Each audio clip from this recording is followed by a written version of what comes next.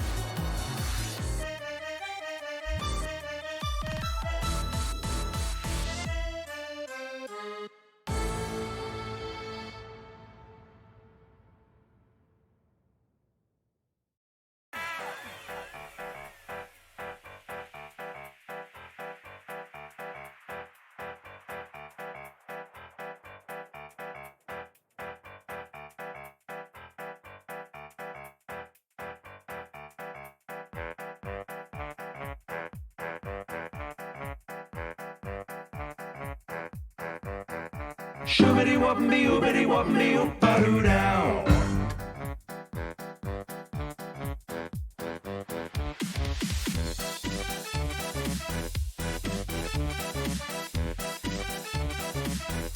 Shoobity woobity oobity woobity oop down.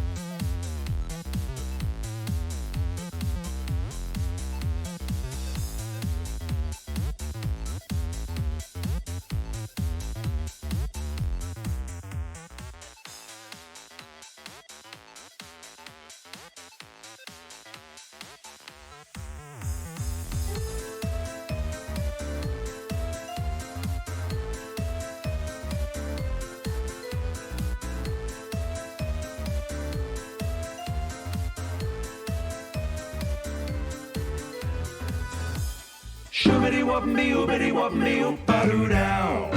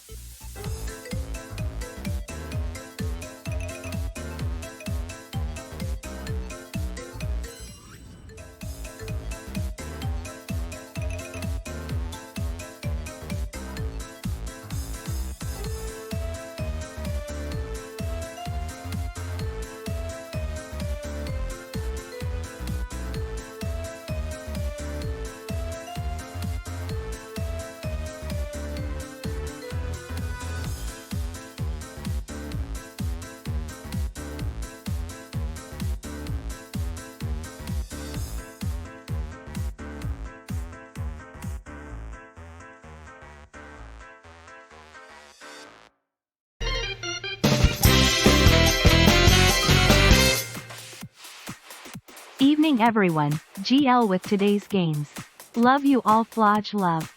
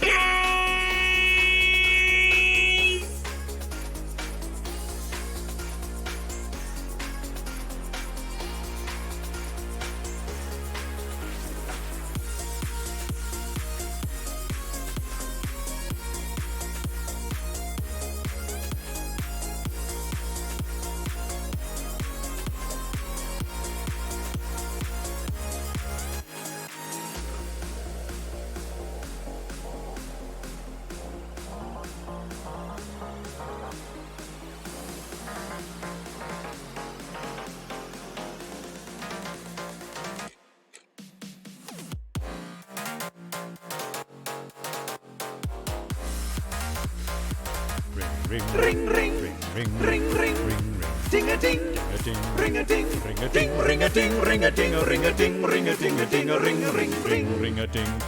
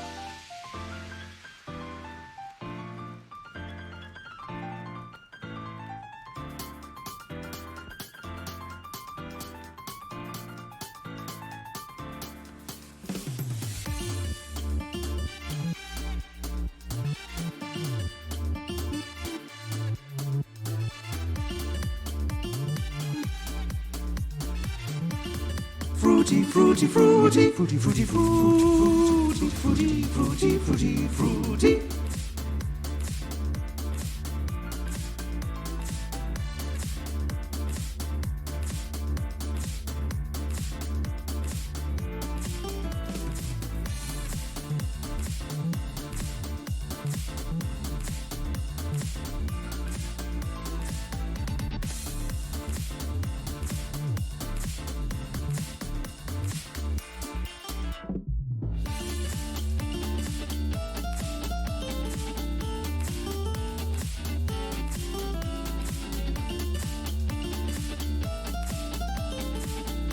What a shame.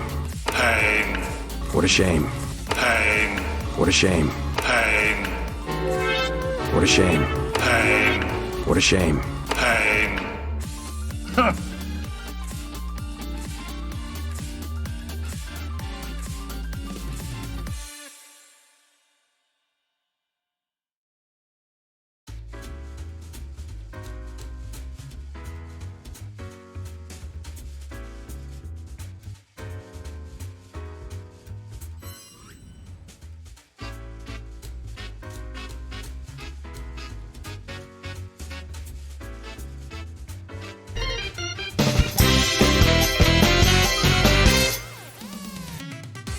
Well, hopefully this pack was a good enough experience for you tonight. Bring on the rest of the games.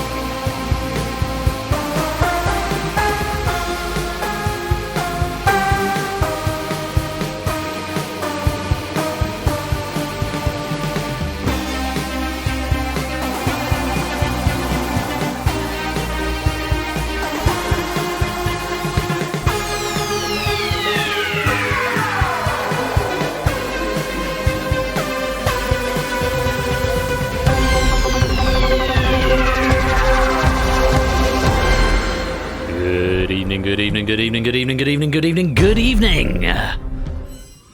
And welcome to Game Night on Saturday the 4th of May. Happy Star Wars Day, everybody. May the 4th be with you all.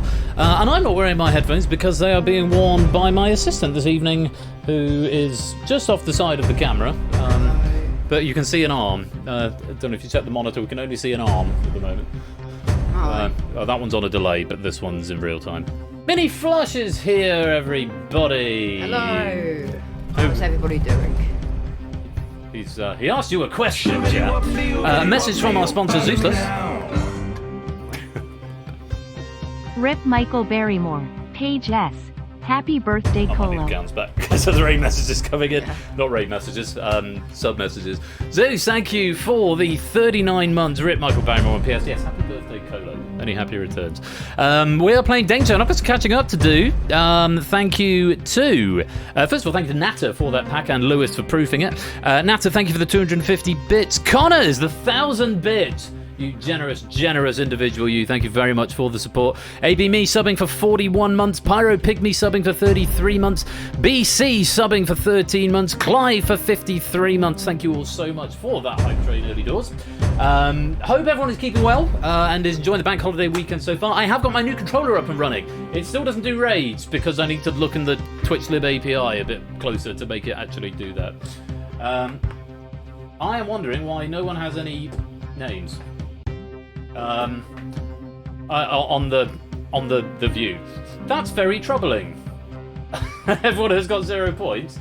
Why is there no name on the ticker is an exceptionally good question that I'm going to go and investigate right now. This is the first time I've played it at this resolution, so yeah. Give me a moment. Where would it be? Managers? Give me a sec and I'll see if I can see what's happening there. Not lobby manager, host leaderboard? It might be host leaderboard. Let's take a look. Leaderboard straps. Is it just omitted it or is it just not showing the name? Oh, I'll tell you why. It's because it's a fixed font size. Cool. Okay, let's see if we can auto size all of these. But Josh. That's something I'm going to need to look into. For now, you're all going to have names of slightly different sizes tonight. It's supposed to. The idea is it's supposed to be a fixed font size, and then it's supposed to truncate. But hang on a minute. If I actually take it off fixed font size, there we go. I just need to make it slightly smaller because it's.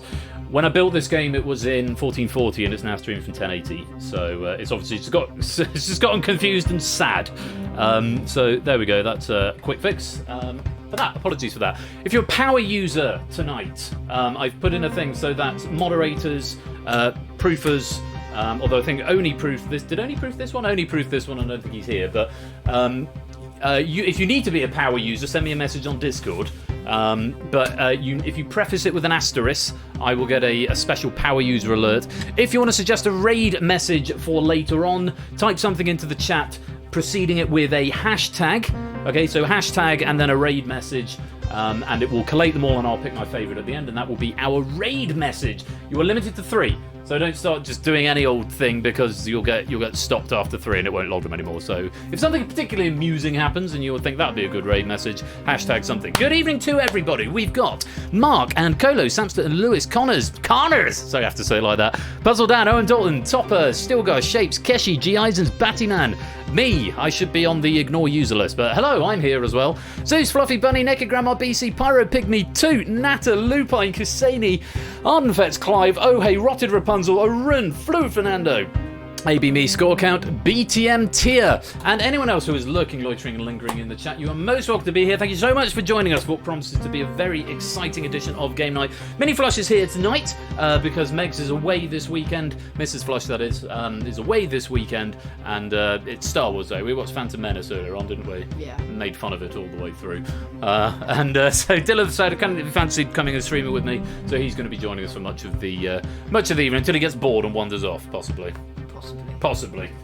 Well, you've got an orange mango squash. I've got a glass of prosecco. I'm going to give a couple more minutes to join this Danger Zone lobby because once it has got any time entry, you want to get in before the game proper begins to get the full Danger Zone experience. I haven't updated my ticker from last week yet either, so yeah, we dinner ran a bit late tonight, so apologies, I'm running slightly behind. I'm going to very quickly update the ticker, and that will be a good amount of time to say where the game is going to start. Hooray. Meanwhile, Dylan is going to hold the fort and chat with you all. If you like. No. So tonight, Plinko, Danger Zone that, and the Purge. You've never watched Star Wars? You must watch Star Wars right away. Yeah, Star Wars is a good idea, definitely. Who's never watched Star Wars? Husseini never watched any of the Star Wars films. Well, you're missing out. They're quite good. Yeah, they are. Right, it's going to set the colours. Plinko can be blue. Oh, we finished Plinko now. Danger Zone is going to be red, probably. Danger Zone. Red. Oh, I've missed out the ampersand. Plinko, Danger Zone. These are things that, I have to get right. They annoy me if they're not right. And I do it at the expense of everything else, like slightly delaying the game. But, it's just how my mind works, gang. Just how my mind works. Anyway, I hope you are all enjoying the bank holiday weekend. I'm wearing a tie because I had a wedding earlier on and I couldn't be bothered to change. So I hope you enjoy the knot I've got going on here. Let's put the Purge in pink. That seems a suitably dangerous colour. Right! How many have we got? 30 players in the game, which is lovely. Hopefully the ticker has now updated. Plinko, Danger Zone, and the Purge. Beautiful. Now we've got Jers and Silent Marine. Welcome to the stream. Great to see you. So power users proceed your message with an asterisk. So if something happens, it's really important for me to know. Asterisk at the front. If you want to log a raid message, proceed it with a hashtag. Danger Zone to kick us off after Plinko there from Natter, improved by Lewis. This comes to us from Kuseni and has been proofed by Oni. So lots to look forward to. It's something a little bit different for a Danger Zone pack, but should still be lots of fun. The rules we'll explain as we go along. If you don't know them already, I'm sure you will pick them up. 30 players in. I think that's all there is to be said. Everyone ready? And yes, I've got a new controller. It does lots of things, so I can compare medal cabinets at a glance now. I can award individual pennies really quickly. It logs raid messages. It gives me power user alerts. The things that I haven't got working is auto raid, so I can send the raid messages into the chat, but I still have to start the raid myself for reasons. But there we go. Yeah, medal cabinets might be a bit interesting later on. But I think we're going to get into this game of Danger Zone on this Star Wars day. I can't move over anymore, so if you want to be on cam, mate, you might have to lean slightly this way. But you don't want to lean. Okay, just lean back in your chair. Just absorb the atmosphere, maybe. Right, can you explain Doctor Who before the game starts? No, Zeus, let's play. Okay, so in each round you're going to get 5 questions. The objective of the game is to stay out of the danger zone. You get points for answering questions quickly. The faster you answer, the more points you get. If you want to, do you want to stay off cam, mainly? On? Do you want to stay on or off cam? On, okay. Right. Oh, hello, Apodo. Welcome to the game, just in time. Yes, the faster you answer, the more points you get. There's 31 players in the game at the moment. If you're the first to answer correctly, you get 31 points. The next will get 30, then 29, and so on. If you're wrong, no points. You've got a help that you can use, which will either multiply, so double the question, you press a little ×2 on the answer that you want to use it on, or you can nerf the question, which will give you half points, or points equal to half the number of players in the game. In this first round, if we've got 32 players, that will be 16 points that you'll get for free. You can use either help once, but not both. That's very important. Some people are saying, oh, why can't I nerf this question? It's probably because you've already used your multiplier. Okay. At the end of the round, the players who are in the danger zone will be eliminated from the game, but even being in the danger zone just once can massively affect your score later on if you do make it to the end game. Apodo, welcome to the stream formally. If you're ready to play, this pack is by Kuseni and has been proofed by Oni. Let's take a look at round number 1. Round 1 is fill in the blank. 5 questions this round. As I mentioned, multiplying will double your points for the question and nerfing will earn you a flat rate of 16 points. Thank you, Dylan. So if you want to, double, you've got to press the ×2 button. If you want to nerf, you can press the nerf button. Otherwise, just press the answer button normally.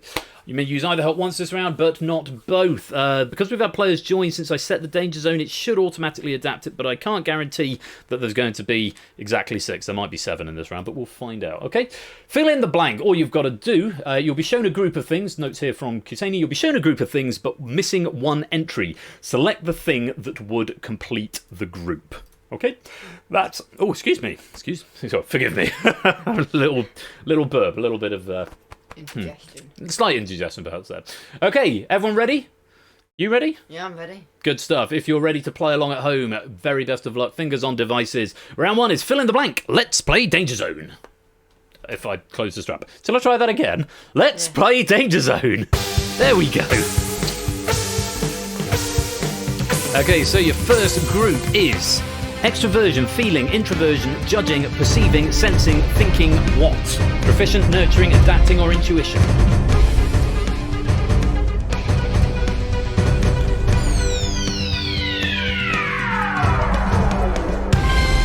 Tough one to start us off. Intuition is the answer. Extroversion, feeling, introversion, judging, perceiving, sensing, thinking, intuition. These are the 8 identifying personality labels used in the Myers-Briggs type indicator. If you've ever done one of those online personality tests, odds are it was this one or some variation thereon. Only a smattering of people getting this one right. Nata was fastest in 3 and a bit seconds, 32 points to you. Zeus second, Brig was third, BC was fourth, and Pyro was fifth. A couple of nerfs coming in there. Apodo and Flyboy nerfing the question for the flat rate of 16. No other helps being used there. Let's go on to our next question.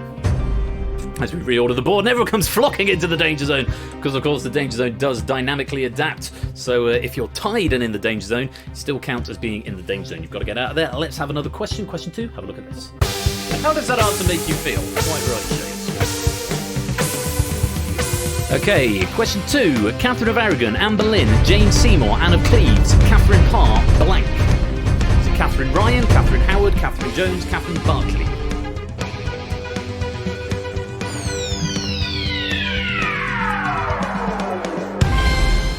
Green going on there. The answer, Catherine Howard, was the answer there. These are the 6 wives of Henry VIII. Catherine Barclay is the character from A Farewell to Arms by Ernest Hemingway. Lady Catherine Jones was a 17th century noble, but was notably a lesbian and had no relation to Henry VIII. Catherine Ryan, spelled incorrectly, because of course Catherine Ryan, the comedian that we know, I believe is spelled with a K, is there because she's funny. And a note from Odie, the proof of saying, are you sure about that? Hashtag opinions. Catherine Howard was the correct answer. Keshi was fastest, just under 2 seconds, 1.98 seconds. Very well done, Keshi, for 32. Clive was second and with a multiplier for 62. Nando was third for 30. Zeus was fourth and with a multiplier for 58, and Arundo Alaturka was 5th for 28 points. Ralph also multiplying and correct. Battyman multiplying and correct. Brig and BC both multiplying and correct. And Darth Canis using the nerf on that one for the flat rate of 16. The answer was Catherine Howard. Let's read over the board. Got a standard danger zone size now, 6 players. This looks like we're going to be losing at the end of this round. 6 players in the danger zone. Rapunzel at the top of the danger zone. Fluffy Bunny at the bottom of safety, but not a huge amount of points in it. Still 3 questions to go. Zeus is at the top with 89. Clive in second with 87. BC in third with 75. Let's have another question. Another what's missing fill in the blank. Question number 3. Take a look.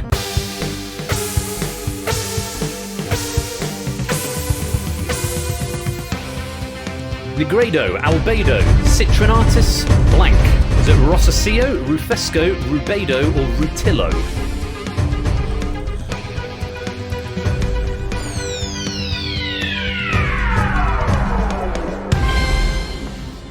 Tough question there. I was struggling to even read them. The answer was Rubedo. So you want Negredo, Albedo, Citrinitis, and Rubedo. These are the 4 main stages of the magnum opus, the process of creating the Philosopher's Stone in classical alchemy.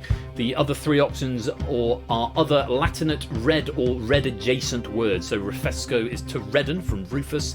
Rosaceo is pinkish, like rosy pinkish reddish colour. And Rutillo is to redden from Rutilus. Pyro, welcome to the game. love to have you here. Still a chance to get some points, although I'm not sure if it lets you join the main game if you join late on DangerZone. We'll find out in a minute. But if not, welcome on in all the same. Zeus is fastest there for 32, Nat is second for 31, Run was third, Simpson's Angle was fourth, and Jogging was fifth. Silent Marine, Connors, Jers, Pyro, Silver Electron, Owen Dalton, and Puzzle Dan all nerfing on that question for the flat rate of 16 points. Let's reorder the board. See what's going on with the scores. We have got changes in the Danger Zone. OM Dalton, Grams, Puzzle Dan, BTMTI, Vet and Mark currently in the Danger Zone. Zeus is on top with 121. Briggs in second. Natter's in third. Natter the highest placed player with a help still available. Remember, use it or lose it because you'll get your help back in the next round. Okay, so you might as well use it. You've got nothing to lose and you will get it back in the next round, but not if you're eliminated. So they are there to be used. And yes, if you've not played for a while or you've not played before, use that help because you will get it back next round. On we go. Question number 4.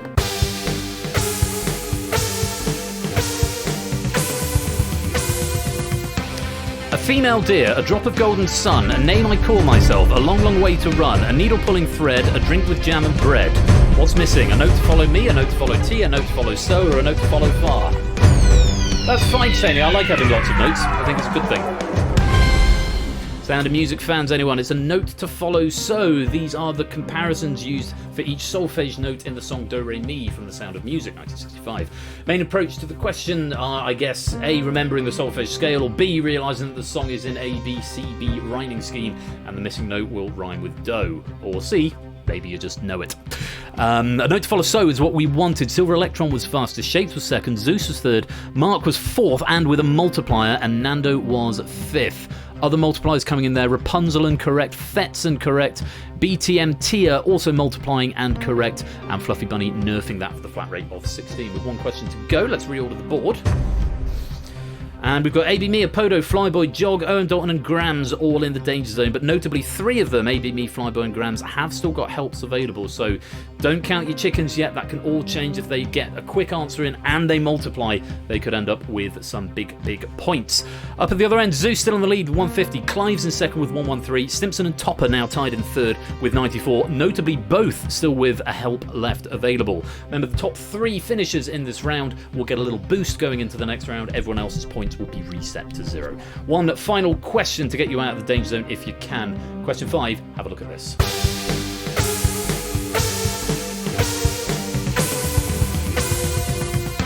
Battleship, destroyer, submarine patrol boat, what's missing? Carrier, cruiser, monitor or corvette?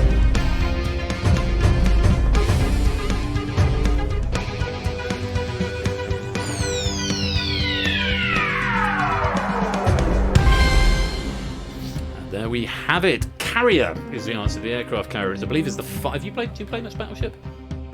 Have you played Battleships before? What, the little board game? The little board game, yeah. Aircraft carrier is the one with 5 pegs in it, is it? It's the big one. Yeah, so Carrier was the missing one. These are the names of the 5 ships in the modern version of Battleship.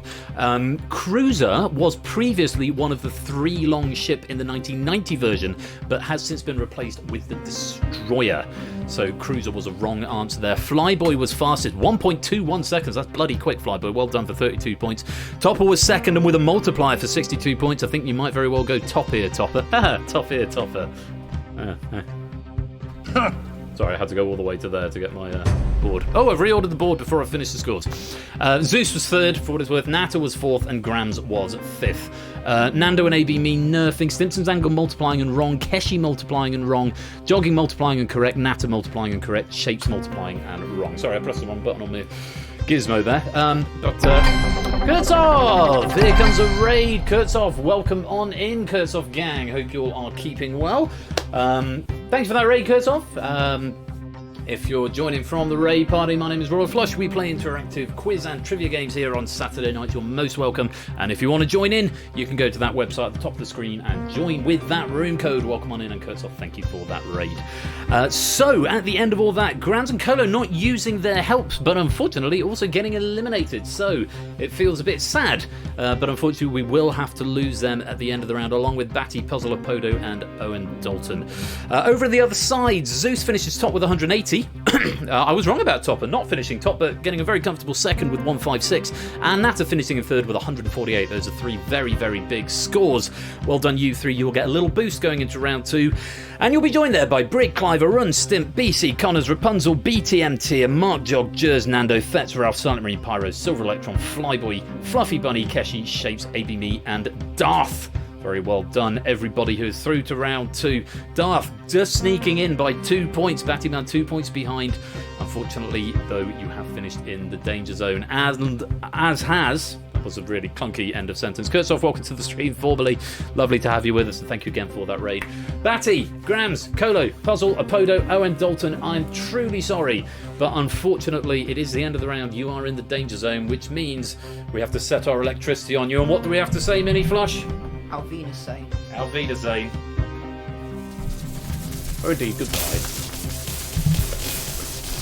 And they exploded. But don't worry, you guys who are in the boneyard now and with your straps have gone grayscale and you're under the second hazard line over on the right hand side, you can keep playing in this game, and there are still pennies available for you, and of course a lobby medal as well if you finish top. Colo currently has the crown in the boneyard, and it's now how many questions in total, so there's no points for you and no helps. It's just about getting the questions right or not. Zeus starting with 13, Top start with 8, Natter starting with 6, everyone else resetting to 0. Keshi, Mark, Nando, Pyro, Shapes and Silver, you're in the danger zone, but you're not actually in the danger zone. I think that's sort of where you finished. That doesn't count against you, in case you were worried. You're not actually officially in the danger zone yet. Okay, that's the end of round 1. Let's move on, round 2. 3 truths and a lie. 26 players left in play. 5 questions in this round. And multiplying will once again double your points. And nerfing in this round will earn you 13 points. Half the number of players in live play rounded down. And once again, you can use either help once, but not both. Okay, so either multiply or nerf. 3 truths and a lie is the nature of this round. Select the choice that is false. Very important. Okay, you're picking wrong answers only in this round. Do not choose the choices that states something correct. So it's sort of 5 questions wrong, a bit like 21 questions wrong, except there's only 5 questions. Okay, so choosing the wrong answer, choose the false answer. Listwitch, I see you've joined the lobby. Hopefully it will be able to validate you. It might even give you a boneyard strap if I programmed it properly. I guess we'll find out. I should have done. If you validate, I'm going to wait for you to do that just in case, so you get the first question of the round. But yes, picking the false answer from the 4 options. 3 of them will be truths and 1 of them will be a lie. You want the lie in each case. Okay. We're just waiting for Listwitz to get validated. Oh, noises behind us. Dog going downstairs. Dog going downstairs to lie on the sofa, probably. Listwitz, I'm going to give you another 10 seconds to get that validated, and then we'll have to begin, which means you may miss the first question. So 3 truths and a lie. Your helps have been refreshed. So that's all good to get your help back. There you go, and getting into the game just in the nick of time. Nicely done, Listwitz. Enjoy. Right. On we go. Round number 2. Do you want to say the line, Dylan? What was it? Let's play Danger Zone. Let's play Danger Zone. Natural. Okay, starting off with question number 1. The country Burkina Faso has its capital at Ouagadougou, is in Eastern Africa, is in the UTC +0 time zone, or has French as an official language. Sorry, I sped that. I said it should be Ouagadougou. That's a lot of red. That's an awful lot of red there. Oogadoogadoo. That could be a good raid message, Sam. Yeah, oogadoogadoo. The correct answer is has French as an official language. Oh, I've just spotted something, gang. No, I've just spotted something. We've got an error here. According to... Yes, I think you're right. I think that is incorrect. According to my notes, Burkina Faso only has French as a working language, but not an official language. Which means a lot of people getting that one wrong, who probably should have got it right. Yeah, it's very much not in East Africa. Not sure what's happened there, because the trivia was correct. I think that might... Just a clerical error has happened there. Oh, this is a problem with Danger Zone. I can't very quickly Take all of Samson's points away for this question. Ralph and Silent Marine, what I feel I should do is we should call this a dead question, really. I'm going to see if I can do that. If you just give me a moment, I'm going to look at my player manager and see if... let me resolve this question. Ralph and Silent Marine, I'm just going to call that a dead question, unfortunately. And I'm going to take those 26 and 25 off you. Fortunately, no one's used it, although I should be able to put that back as well. It does mean everyone's going to get 1 mark in the danger zone. Yeah, no helps used, though. I should have been able to put those back too. Let me see. Right, Ralph. Pulling data. Right. Points last queue 0. Set player details. And then Silent Marine. Pulling data off. Points last queue 0. Set player details. I'm hoping... Oh no, hang on. Let's set Ralph back to that. Set player details. I'm just setting it back to 26. Ugh. Okay, let me just set your points to minus 26. And then it should just update it when it resolves. Should. He says. Right, Ralph, you're currently on minus 26. Silent Marine, I'm going to set you to minus 25. Minus 25, set player D. So it should, in theory, set you back to 0. If not, I'll resolve that afterwards. Let's see what happens as we resolve the board. Hey! Oh, love it! Love it when I don't love it when I have to use a player editor because something's gone wrong, but I love it when it works. There we go. You're on 0 still. What I might try and do is just set your danger zone appearances. I'll add 1 onto them just so it's all fair. Pulling data. Oh no, for some reason that's read only. So slight advantage for getting it wrong there for Ralph and Silent Marine. Nothing I can do about that. But yeah, that is a big ass danger zone, has to be said. Let's go on. Let's move on rapidly to the next question, question number 2. It was data, Chisani. Question 2. In the Shakespearean tragedy Othello killed his wife, killed his ensign, ordered someone else to kill his captain, or killed himself. Picking the wrong answer.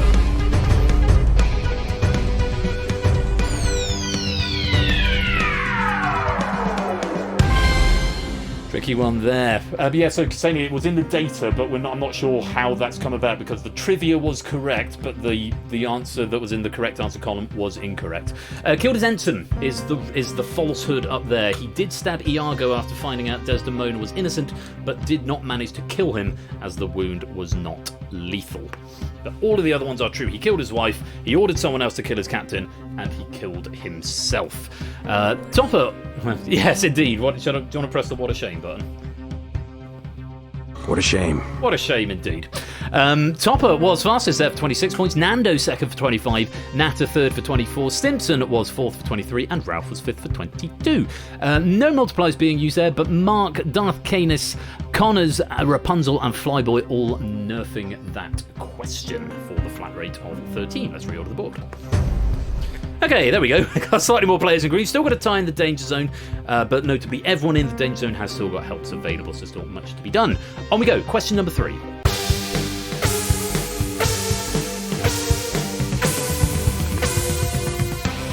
The element francium is the second most electropositive element, is an alkaline metal, occurs as a result of astatine decays, or was discovered by Margarita Perry. Falsehood. It does not occur as a result of astatine decays. Francium decays into astatine, not the other way round. Nice little question there, especially if you're a bit of an old science bod. Actinium, however, does result in trace amount of francium after an alpha decay, for those of you who are interested in a bit more science trivia. Zeus was fastest there for 26. Natter was second, and with a multiplier doubling up to 50. Well played there, Natter. Top was third for 24. Shapes was fourth. ADME was fifth. 3 nerfs coming in there, Jers, Keshi, and Clive, and just the 1 multiplier from Natter, who was correct. Very well played. Let's reorder the board. Getting the danger zone down to its standard size, but we've still got 7 players in there. Need to get it down to 6 in the next 2 questions. A run, BTMT, Effects, Fluffy, Jog, Pyro, and Silver. Get out of that danger zone if you can. Natter's on the top, Topper's in second, Ralph is in third. On we go. Question number 4.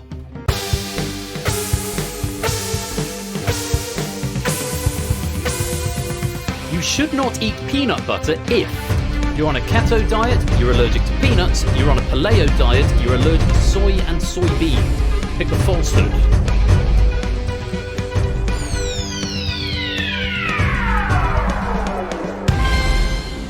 Should not eat peanut butter if you're allergic to peanuts, allergic to soy and soybean, or on a paleo diet, but you can eat it if you're on a keto diet. That was the falsehood up there.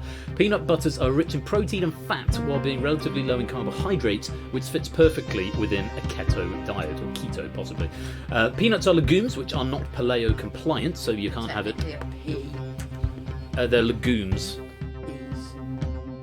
We'll get into the family of them later on. It might be a different branch of them. The things that we eat are the peas of the legume as a whole, but I'm really no expert on it. But Dylan is insisting that peanuts are peas. They are, they're peas. He's gone off camera. He's heckling from a sedentary position at the moment. Tell everyone about why they're peas. Because they're from a plant, like Ben says, the lagoon, but the actual main part of it's a pea, like peas that we get in sugar snap peas and whatnot. Perceptive child. Not going to argue with him. But soy and soybeans are in the same protein family as peanuts, so if you're allergic to soy, you are very likely also to be allergic to peanuts. And obviously don't eat peanut butter if you're allergic to peanuts. A run was fastest there for 26, Jog was second for 25, Silent Marine was third, Pyro was fourth, and with a multiplier doubling himself up to 46, and Ralph was fifth for 22. Just a couple of nerfs in there, Nando and Brig both nerfing that question. Fetch also multiplying, but unfortunately Fetch finding the wrong answer. That could be very damaging with only one question to go. Let's reorder the board. Fetch is indeed in the danger zone. We have still got a tie in the danger zone. We've got a big tie in the danger zone. 13, 13, 13, 13, 13, 13. It's all those nerfs. Nerfs and nothing else causing a tie in the danger zone, and 4 players still on 0. Well, this is very, very exciting because we have got 10 players in the danger zone, but we can only lose 6. What's going to happen with this final question, we will have to wait and see. Nat lead in the pack with 80, Ralph's in second with 62, and Topper is in third with 58.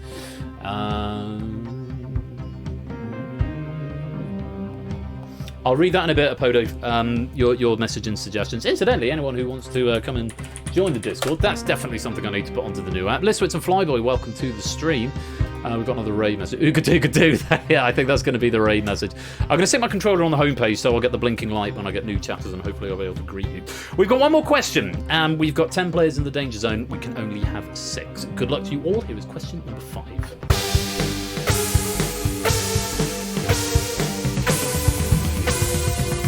Keanu Reeves appeared in Toy Story 3, all 3 Bill and Ted films so far, The Animatrix, or DC League of Super Pets. One of those is a lie. Fludge! My bro! Welcome to the stream. Hope you're keeping well. Toy Story 3. He did not appear in Toy Story 3. Let me look at my notes, because I thought he appeared in Toy Story 4, but I might be wrong. He did indeed. He voiced Duke Kaboom in Toy Story 4, which is 2019, not Toy Story 3 from 2010. Yes, that was what we're after, Toy Story 3. He has been in all of the others that were listed there. Topper was fastest for 52 points because he multiplied as well. Natter was second. Jogging was third, again with a multiplier for 48. Brig was fourth, and Jers was fifth. Other things that came in there, let's take a look. BC also multiplying and correct. Ralph multiplying and correct. BTM Tier multiplying and correct. Fluffy Bunny multiplying and correct. There was a Simpsons Angle multiplying but incorrect, and Silver Electron, Shapes, and Silent Marine all nerfing for the flat rate of 13. Right, there's a lot of green happening over in the danger zone. I feel we're going to get resolved. Have we done enough to break the tie? Let's find out as we reorder the board for the final time this round. We have indeed. We've gone red, and those are the final scores. Keshi hangs on by a single point, and Connors just drops in. He thought he had it in the chat. He's absolutely right. Drops into the danger zone on 25. Just 1 point behind Fluffy, who's 1 point behind Keshi. Connors and Fluffy just a point or 2 behind safety, but unfortunately not enough to manage to get out of the danger zone. Bad luck. Topper finishes on top with 110. Nat is in second with 105. Ralph is in third with 98. Well done, you three. You'll get a little boost going into round 3, and you'll be joined there by Jog, BC, Briggs, Silent Marine, Nando, Zeusless, Pyro, Stimson, Darth, AB Me, who managed to go through that round without using his help. Kudos to you. Arun, Shapes, Jers, Flyboy, Mark, BTMT, and by the skin of his teeth, Keshi Head. Very well done. We'll see all of you in round 3. Your scores will be reset to 0. Unfortunately for Fluffy, Connors, Fetz, Clive, Rapunzel, and Silver. Valiant effort, but unfortunately, it is the end of the round. You are in the danger zone, which means we have to say Bye-bye. bye-bye indeed. Batty, Coda, and Puzzle currently with the Boneyard lead. About to get some new players join them.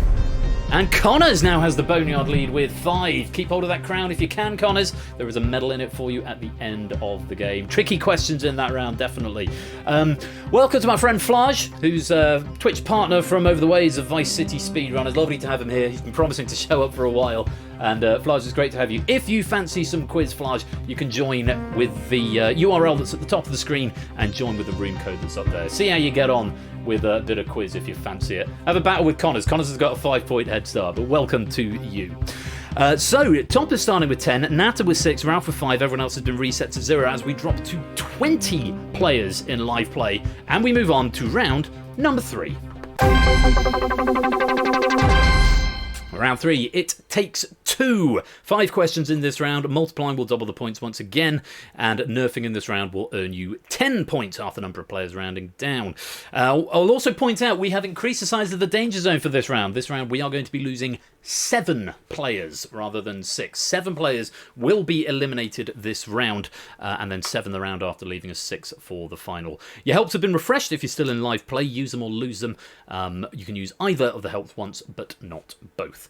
It might be time for another drink, though. I'm quite thirsty. You're good for squash, aren't you?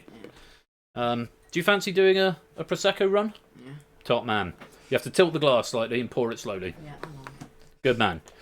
Human Puppy. That's what the dogs call him. Human Puppy. Will return in a minute. You know him as Mini Flush. He's got so many different nicknames. But no worries. You lurk away, Flush. Great having you here. So, the Human Puppy, as the dogs call him, or Mini Flush as you call him, has gone to refill my glass. I am going to undo my waistcoat and probably take my tie off because I'm getting rather warm, even though I've opened the window. Get us all a drink, please. Waiter Dylan, says Topper. Hope you are all ready. Scores have mostly been reset, apart from our little boosters at the beginning. So, carte blanche and all to play for. Can you survive? Right. Good luck. The round, incidentally, it takes 2. I haven't got any trivia on this, but well, which sort of suggests it's fairly self-explanatory. Dylan, bottom of the fridge in the door. Get ready to shout danger zone, okay? Good luck to you all. Let's play. I hope you heard that. Here we go. Question 1. It takes 2 dice to play what? Pandemic Cure, The Game of Life, Catan, or Risk? Good. So chat saying they can hear it. Good chat hear it. Oh, you poured me the whole bottle. Well done. Good man. How many do you need to play Risk? I do play it. You do? How many do you need in total for Risk? 5 is the right answer, I think. So that would have been a wrong answer. Indeed, it was a wrong answer. Sorry, I was pouring myself a drink. Do you want a glass or are you good? I need a fridge in here. You need a mini fridge. I love a mini fridge. Catan was the right answer for what it's worth. Yeah, it takes 2 dice to play Catan. Risk is played with 5 or 6. Usually up to 3 for the attacker and up to 2 for the defender. Apparently it can be played with 6. Life is played with no dice, instead uses a spinner. And Pandemic the Cure has 48 infection dice and 37 action dice, for a total of 85 dice required to play. That's entirely too many dice, in my opinion. Flyboy was fastest with a multiplier. BC was second with a multiplier. Nando was third. Arun was fourth. Stimpson's Angle was fifth. Yeah, it does, but I think it's a bit easy. Catan's a bit more, slightly more obscure than Monopoly. I think we want to challenge these people. Mark also multiplying and getting it right there, and that's all the helps that we used. Let's reorder the board. A little bit of an orange thing in the danger zone, but only 1 too many people in there. All on 0, still yet to score, and still plenty of time to get out of the danger zone. Let's go on. Question number 2. Dirty Ben does not play D&D. He does not. This one does. That's got a lot of dice. Question 2. It takes 2 adjacent metals on the periodic table to make what? Cast iron, bronze, brass, or stainless steel? Love this question. I haven't seen these, so I didn't put them back, but I like this question a lot. Well done if you got this one. Brass is the answer. It's an alloy of copper, which is 29, and zinc, which is 30. Roll for the Galaxy is 120. Yeah, no, that's not for Ben. Not for Ben. Life's too short. Bronze.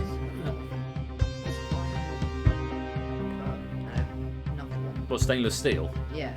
Chromium and iron, Chromium and iron. which are 24 and 26. Bronze is copper and tin, 29 and 50. And cast iron is an alloy of carbon and iron, that's 6 and 26. So the 2 adjacent metals would be copper and zinc to get us brass. Zeus was fastest there for 20. Nando second, Topper was third, AB Me fourth, and BC was fifth. Well, very well done, you 5. And I think the only 5 to get it right. No, I tell a lie. Silent Marine, Pyro, and Flyboy also getting it right. And Darth Canis and Stimson's Angle nerfing for the flat rate of 10 on that one. That's really over the board. Standard Danger Zone time with 7 players in there at the moment. Pyro at the bottom of safety, BTMT at the top of the Danger Zone. But still 3 questions to go. BC leading the pack on 54, Flyboys in second on 53, Toppers in third on 38. Connor leading the Boneyard with 6 out of 12 questions so far. On we go, question number 3.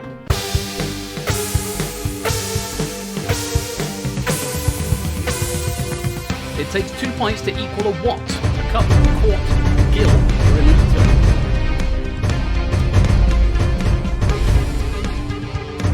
Do your answer. That would be an experience, Rick. Definitely would. 2 pints are equal to a quart. A cup, I don't understand American measurements because a cup is like a little bit. A litre's 1,000 millilitres, a pint is 568, so 2 pints would be slightly more than a litre. A gill, I must admit, I've never heard of, but a quart is apparently 2 pints.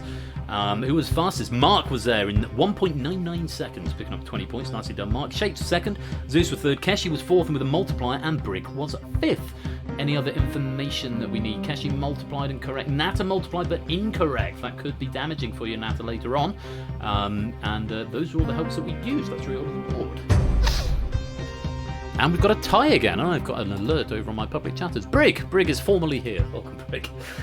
We've got a tie again. 3 players on 20 and 2 on 19. That is not a danger zone that is easily to predict. That could still go any which way.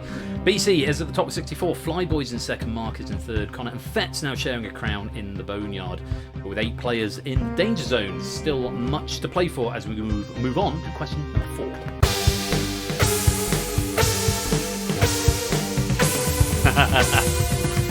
Yesterday they'd been forgiven, but it'll still take 2 more days until Smashmouth says they're sorry. They Might Be Giants says they're sorry. Bare Naked Ladies says they're sorry. Presidents of the USA says they're sorry.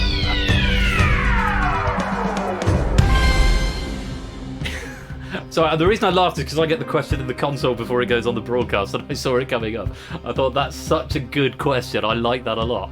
I had to fight all the temptations to sing it. Do you know that song? It's been 1 week since you looked at me. 5 days till I said I'm angry. 3 days in the living room. No, okay. But it still take 2 more days till I say I'm sorry. Oh, it's such a bop. It really is. Great question there, Kasani. Love that. Topper was fastest. Took him a minute, actually. 4.62 is the fastest response we've got on these ones here. But Topper takes the 20 points. Nata taking the 19 in second. Mark was third. Darth Canis was fourth. Jogging was fifth. And with a multiplier, doubling himself up to 32 points there. Nando, Jers, and Silent Marine, and Ralph all nerfing that question for the free 10 points. That's reorder the board. With 1 question to go, we've got a standard danger zone size, but my goodness gracious me, it is close. AB, me, and Jogging both on 32 in safety. Arun on 31. Brig and Jers both on 30, not in safety. Currently in the danger zone. That's a lot of players very close around that margin. We've got Pyro on 27. We've got Keshi, who's only on 34. And 2 of those players in the danger zone, Arun and Brig, have both got a multiplier available. Or a help available, should say, multiplier, or indeed a nerf. Nerf will get you a flat rate of 10. You might want to do that. Is that going to be enough? It depends on the question, I suppose. So if the question comes up, you think a lot of people are going to get this, and you're going to know it, multiplier might be best. If you think that, I think this is a tough question, I might nerf this one just to be safe. Depends how you want to play the points, because of course if you multiply, but lots of players have got it and you're late, then a multiplier isn't worth as much as enough. So, lots of strategy to think about as we go to question number 5. Another rate message suggestions come in. Bare naked ladies to The Hague. From shapes like that. Right, question number 5. Good luck, everyone. Here it is.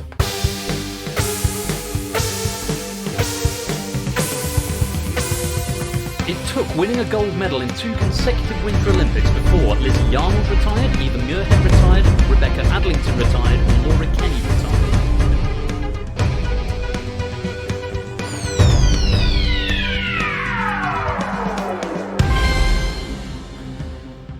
Lizzie Yarnold retired. I don't know if you got that. I do not have a Scooby-Doo. Do you have any idea on that one? I don't have a Scoobs there. Lizzie Arnold won the UK gold medal in skeleton at 2 consecutive Winter Olympics, 2014 and 2018. When Eve Muirhead retired, she'd only won gold and 1 bronze. Laura Kenny did road and track cycling, and Rebecca Adlington did freestyle swimming events, and therefore both were competing in the Summer Olympics, not the Winter Olympics. Incidentally, the question references the lyrics of the first chorus of the song One Week by the Bare Naked Ladies was the last question, but of course we all knew that. Jers was fastest, 20 points. Arun was second with a multiplier for 38. Brig was third with a multiplier for 36. Topper was fourth with a multiplier for 34. Darth Canis was fifth. A couple of other multipliers coming in, but not correct on this one. Arun and Brig both were. BTM Tia multiplied but was wrong. Shapes multiplied and was wrong. And Pyro and AB Me and Zeus all nerfed that question. Let's see what that's done to the leaderboard at the end of round 3. Let's reorder the board. We've got a standard size. Wow! Natter drops into the danger zone. Natter, you can't have been there many times. You've been flying through this, my dude. Not to rub it in for you, but I'm just going to have a look, see how many times you have been in the danger zone. Danger Zone appearance is 2. That's only your second Danger Zone appearance, Natter, but that's the way this game goes. Ralph as well, you've not been there very much. Maybe you have 5. 5 Danger Zone appearances. It all went wrong, mate. Pain for you.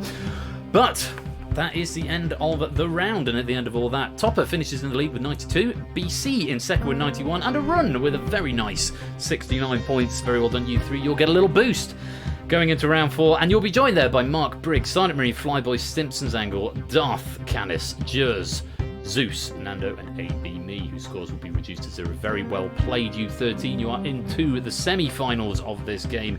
Fetz is still leading the Boneyard at the moment with 8 points. However, we're about to get 7 players come and join them. He might be usurped because, unfortunately, Ralph, Natter, Pyro, Keshi, Jogging, BTM Tier, and Shapes, it is the end of the round. You are in the danger zone, which means we have to say bye-bye.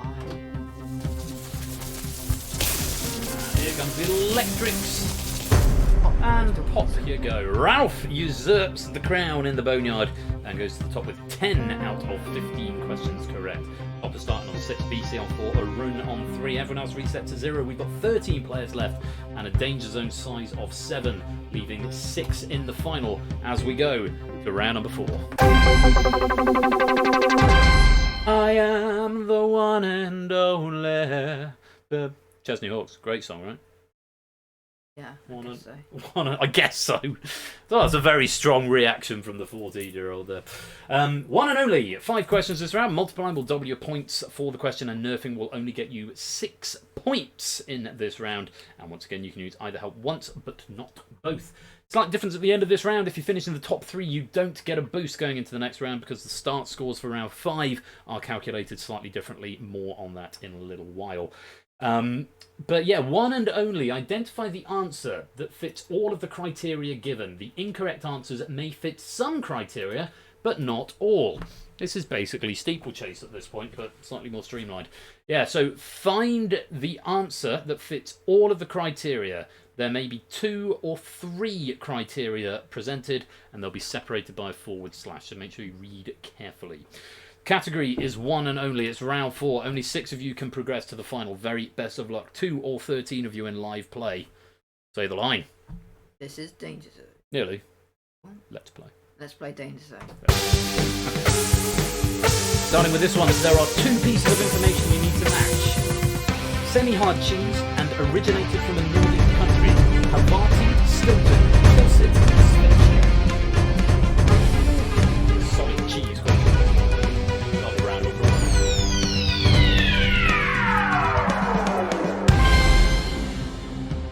Svečia is the answer. I'm not very up on my cheeses, I have to say. Svečia is... Stilton was a cheese. They're all cheeses, dear. Okay. Yeah, apparently. Svečia is a Swedish semi-hard cheese. Varti is from Denmark, but it's a semi-soft cheese. Tilsit is a semi-hard cheese, but it's German. And Stilton is a semi-soft cheese, but it's also from England. Zeus was fastest, Jers was second, Brig was third, Nando fourth, and Darth Canis was fifth. Mark going for a multiplier, double and nothing in D. Multiply, but incorrect on that one, Mark. Bad luck. Puts you at a disadvantage from the get-go. You've still got 4 questions to get yourself out of bother. Flyboy nerfing that question for the flat rate of 6. Let's reorder the board. We've got a tie in the danger zone, and including with people with points. Zeus on 13, Jers on 12, Brig on 11, Nando 10, Darth on 9, and then 6, 4, 3, and 0 the scores in the danger zone. Just a tie at the moment between Topper and Flyboy, because we only need to lose 7, not 8. Let's go on and have another question. Question 2. How do you start getting them right? Take a look at this.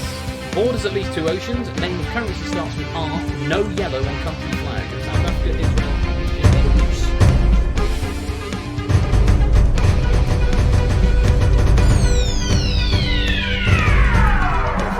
All 3 criteria.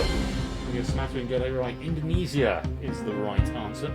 Indonesia fits all 3 criteria, bordering the Pacific and the Indian Ocean, so that's 2 oceans, with their currency being the rupiah, R-U-P-I-A-H, rupiah, and their flag being entirely red and white, so no yellow on their flag. Israel have access to the Atlantic and Indian Ocean, and their flag is entirely white and blue, but their currency is the shekel, or the new shekel, not beginning with an R. South Africa borders the Atlantic and Indian Ocean, and their currency is the rand, but they have yellow in their flag, along with every other colour. How many colours? There's 5 or 6 colours in the flag of South Africa. There's a lot. There's a lot, I know that. Belarus's currency is the ruble, and they don't have yellow in their flag, but Belarus is a landlocked country. Lovely question there, with a number of different ins, so thank you, Kasani, for that. Zeus was fastest, Topper was second, Jers was third, BC was fourth, and with a multiplier, and a run was fifth. Darth Canis nerfing that question, and AB me multiplying, but incorrect. Again, going to put you at a disadvantage, but still 3 questions to go. Got a standard danger zone size now. Zeus leading the pack, still with their help as well. BC's in second, Jers is in third, Brig, Nando, Flyboy, Silent Marie, Simpson, Angle, AB me, and Mark currently in the danger zone. Let's see if you can get out of there as we go on to question number 3. Oh, I don't like it in here. Well, the danger zone, you're out now. It's all good. Question 3. Not a Titan, not an Olympian, not a child of Zeus, Poseidon, Nemesis, Heracles, Phobos. One that is none of those things. This is the proper thing. Phobos is the answer. Second of Mars's satellites. The only thing I really know about Phobos. But yeah, Phobos fits all 3 criteria. Phobos was a child of Zeus, an Olympian, and a Titan. Poseidon was an Olympian, Heracles was a child of Zeus, and Nemesis was a Titaness. But only the other 3 only fulfilling 1 of the criteria. Phobos fulfilling all 3. A run was fastest, AB me second, Zeus was third, Simpson's Angle was fourth, and Silent Marine was 5th. Nando nerfing that one for the flat rate of 6 points. That's the only help being used on that question. Let's reorder the board. Numasini. Oh, is it really? I'm sick of a Nemesis. Really? Numasini? I suppose it's Greek, so that makes sense. Numasini. I'm putting it away. I'm butchering any more pronunciation. Zeus at the top, Arun in second, BC in third.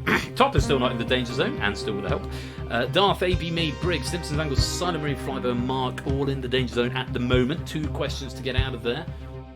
Let's see what we can do. Sorry, I'm putting my taskbar up. I'm going to get rid of that. Question 4, have a look. 3 criteria for this. 3 criteria income.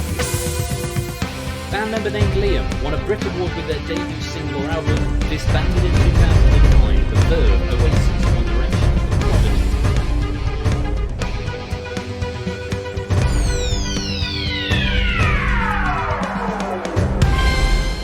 Good question there. Oasis. Who's the other? Just a Band. Oasis, they're Just a Band. Fits all three criteria. Liam Gallagher and their first album, Definitely Maybe, and they disbanded in 2009. One Direction's Liam Payne won one Brit Award with What Makes You Beautiful, but was formed in 2010, didn't disband until later. Are One Direction still going? I don't know. I think they have disbanded now. The Verve disbanded in 2009, but didn't have a member named Liam, nor did they win a Brit Award with the debut single or album. And The Prodigy is Liam Howlett, but did not win a Brit Award with the debut album or single, and also is currently still active as of this question. Did One Direction die? They may have done, Zeus, I just don't know. Top was fastest, AB Me second, Brig third, and with a multiplier. Well done there, Brig for 22. A run in fourth, Zeus in fifth. Jers multiplying and incorrect on that one. Silent Marine and Stimpson's Angle both using nerfs to the flat rate of 6. Let's reorder the board. One question to go. Brig launches himself out of the danger zone and into third place with 33. All the threes going on there, Brig. They became one of the best-selling boy groups of all time before going on indefinite hiatus in 2016. My pointless friend here is giving me all my trivia knowledge. Thank you very much, sir. So with one question to go, Darth, Jers, Stimp, Nando, Silent Marie, Flybo, and Mark, who are in the danger zone, none of you have got helps available, but, and it's a big but, and I cannot lie, Darth and Jers are on 23 and in the danger zone. AB, Me, and BC are on 24 and out of the danger zone. There is a point between the two players at the bottom of safety and the top of the danger zone. And none of them have helps, so not over by a damn sight. Only 13 points available maximum for the question for the players in the danger zone, which means Mark and Flyboy, you cannot hope to achieve escape. Silent Marine, there is still a fighting chance for you. Good luck to you all. Question number 5.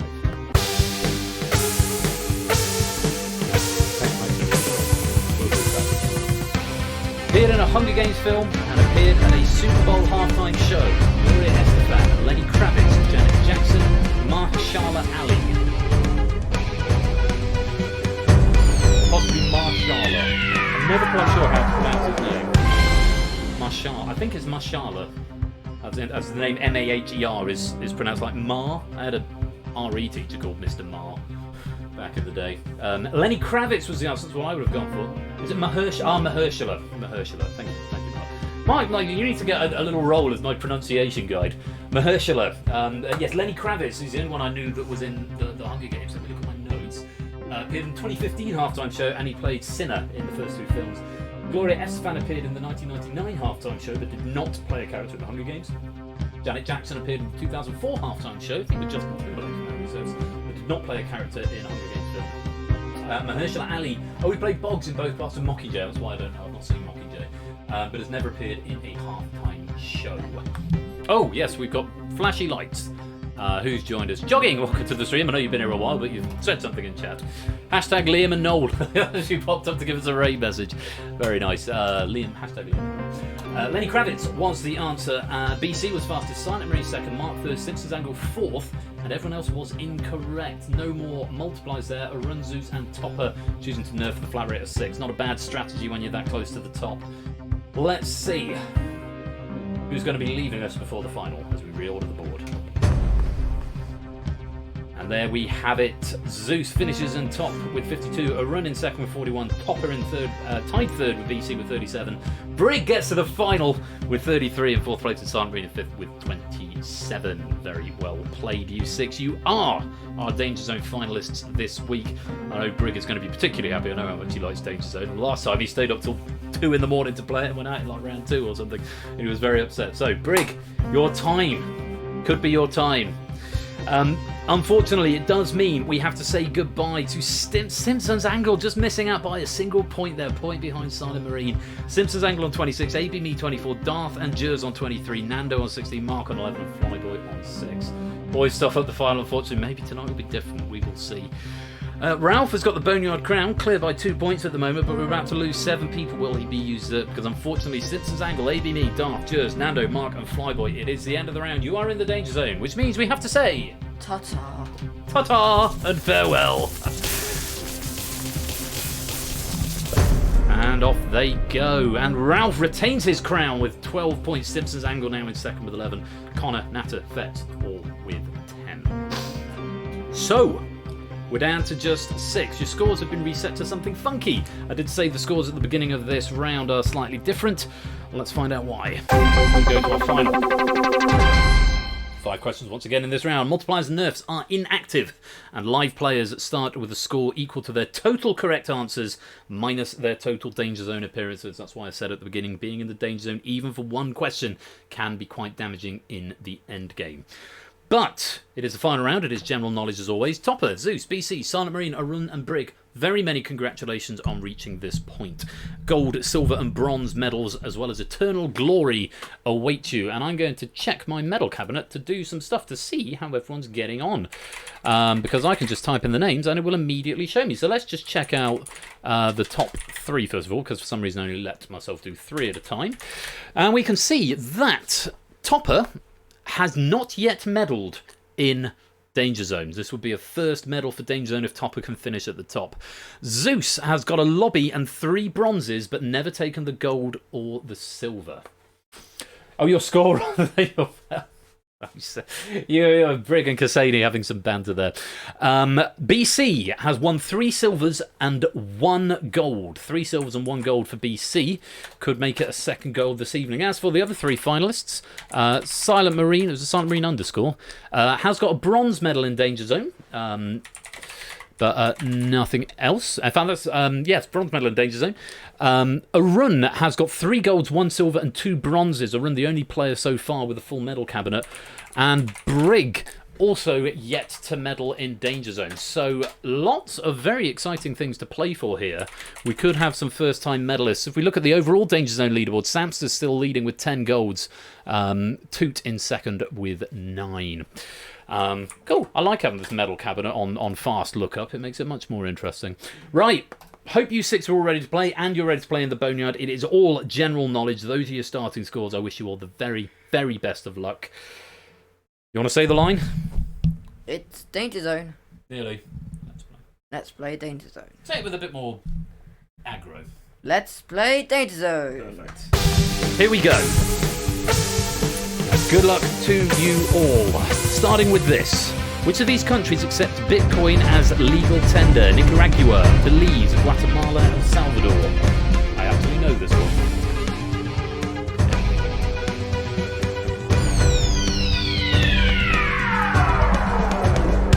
El Salvador is the correct answer. Became the first country, and I think today the only current country to accept Bitcoin as currency.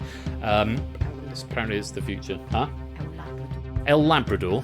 Something like that. Zeus was fastest, Arun was second, Brig was third, Silent Marine was fourth. BC and Top are both incorrect on that one. Let's reorder the board. Zeus slips to the top. Top is now down to second. Silent Marine, BC and Arun all tied in third on 9. And there's Brig just trailing a little on 7. Still time to make it up. There are still 4 questions, which means it's 24 points up for grabs. Let's go on. Question number 2.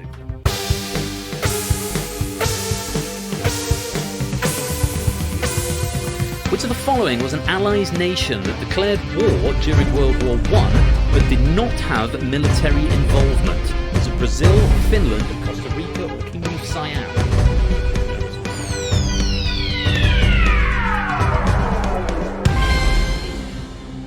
Go on, you can say the questions up now. Is that because you saw the green behind my finger? Costa Rica is the right answer. Zeus, the only one to get this one right. Very well played, Zeus. That's going to put you in a very strong position for a gold medal. But still 3 questions to go. Yeah, Costa Rica was the answer. I have no more notes on that one. But they declared war but had no military involvement. Let's reorder the board. Zeus now 10 points clear with only 18 points left. If Zeus can pick up 5 or 6 points on this next question, he's pretty much going to seal victory. Let's see what the question brings. Good luck, question number 3.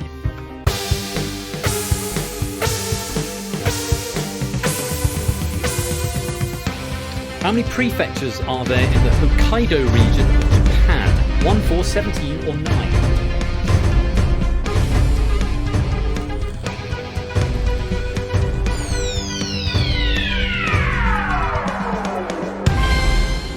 Caught you all out, well, certainly in the live play. Ralph, Connors, Jers, and Apodo are getting it. Yeah, there's 1. The Hokkaido region contains exactly 1 prefecture, Hokkaido. So, no changes to the scores there. That might be almost enough for Zeus. Let's reorder the board. No changes up top. Ralph, 2 points clear. we've got a public chatter. Who is that? It's Tadaru. Welcome to the stream, Tadaru. Hope you're keeping well. It's the biggest prefecture by area. Aha. Zeus guaranteed silver. BC doing the fast maths for us here. Zeus guaranteed silver at this point. Gary, welcome on in. Quizmaster Gary. Happy to have you here. Just in time for the end of this game. We've got another game coming up. The Purge is coming up in about 10 minutes' time, so do stick around. Lovely to have you here on the stream, Quizmaster Gary. As a first-time chatter, you are most welcome here. 2 questions to go, and let's take a look at question number 4.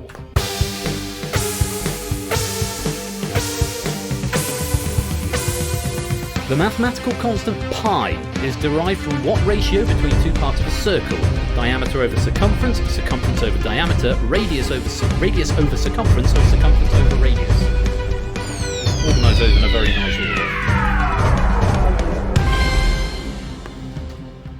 Circumference over diameter, so pi all the way round divided by distance across, which will give us 3.14159 and so on. Since the radius is half the diameter, notes from Kuseni here, circumference over radius will give you tau. Yes, circumference over diameter is what gives you pi, which is the famous number in circle theory. Arun was fastest, Zeus was second, Silent Marine was third. I think Zeus has solidified his gold there as we reorder the board. Ralph has also guaranteed a Boneyard medal with 15 and Natter trailing on 13, so can't hope to be caught. Zeus absolutely guaranteed this gold by quite some way. He has got a 13-point advantage over Arun, so now cannot be caught. But the battle is on for silver and bronze. Arun on 15, Silent Marine and Topper both on 13. BC on 9 could potentially tie for silver. Brig could potentially tie for bronze. All depending on this final question. Good luck. Take a look.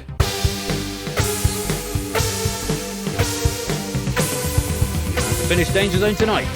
Which of these is not a book in James Dashner's Maze Runner series of novels? The Maze Cutter, The Death Palace, The Kill Order, or The Scorch Trials?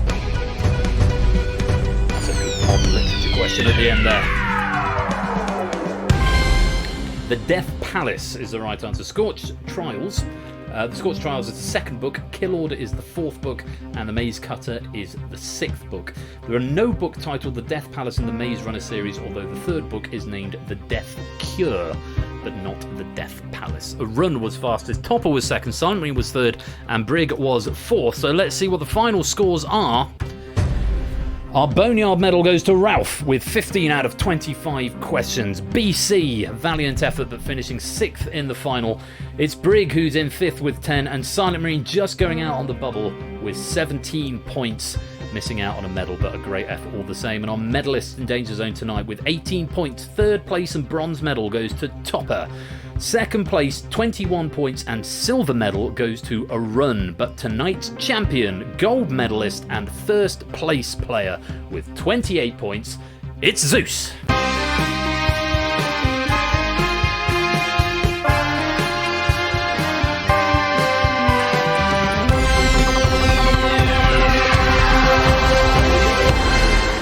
Very well done, you three. And just to bring up the medal cabinets once again, Zeus, that is your first Danger Zone gold. Many congratulations to you.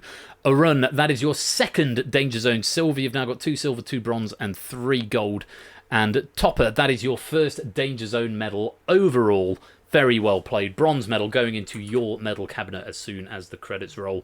As for Ralph, you've got a big old medal cabinet. That's your 4th lobby victory there, Ralph. Good game to you. Well played. 4th lobby victory to go with your 3 bronze, 2 silvers, and 2 golds. Very nicely done indeed. And X-Loki, welcome to the stream. Lovely to have you here. I hope you're ready to play the Purge, which is coming up in just a few minutes. And Zeus Day Tuesday, a really nice, very message suggestion there. Ooga Dooga Doo is still leading the pack for me at the moment from Samster. But what a great game. Can I extend my sincere thanks to Kuseni. Really good pack. Something a little bit different for Danger Zone. Danger Zone very often just ends up being straight trivia. That was a little bit more puzzly, a little bit more thinky, but top draw trivia there. So thank you very much, Kuseni. And Oni, thank you very much for going through that as well. In absence, I think you're not here tonight, so thank you very much for that.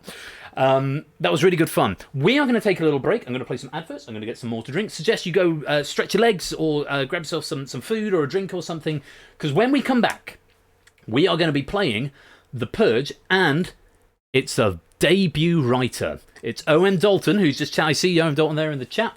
My first pack coming up, constructive criticism is absolutely welcome, but we keep it friendly. We want to encourage first-time writers. We don't want to be admonishing of them.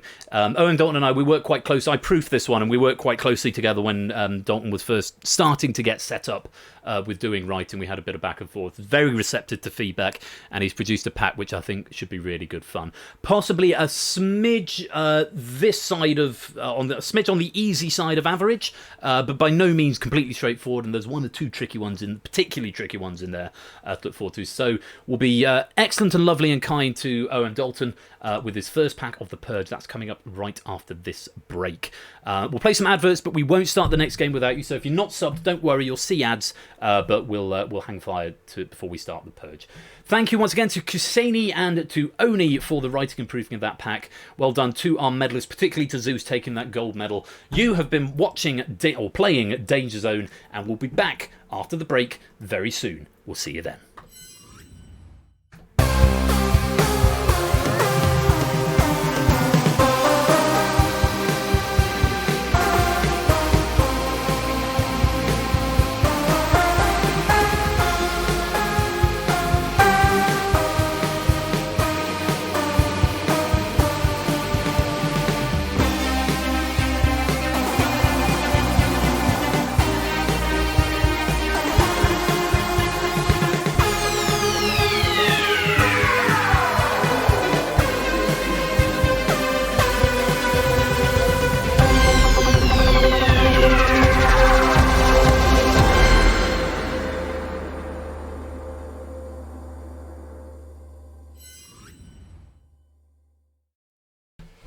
And as mentioned, coming right up after the break, we are going to have The Purge, brand new writer, brand new trivia in The Purge. It's also going to be done in the app, so you'll need to refresh the app that you used for DangerZone, and then you'll be able to come and join The Purge at the front of the game. Simpsons Angle, welcome to the stream. Lovely to have you with us. Hope you're keeping well. I'm going to put some bonus pennies up here, and you should now be able to check your pennies immediately. It should also tell you where you are in the table when you do ! Pennies, and that should update automatically without me having to auto-refresh it. It does. It checks the data every time someone does a command. So yeah, you got a nice big paragraph of text back from the bot, which is nice. Let's give you some danger. Very dangerous. I can do it with spaces now.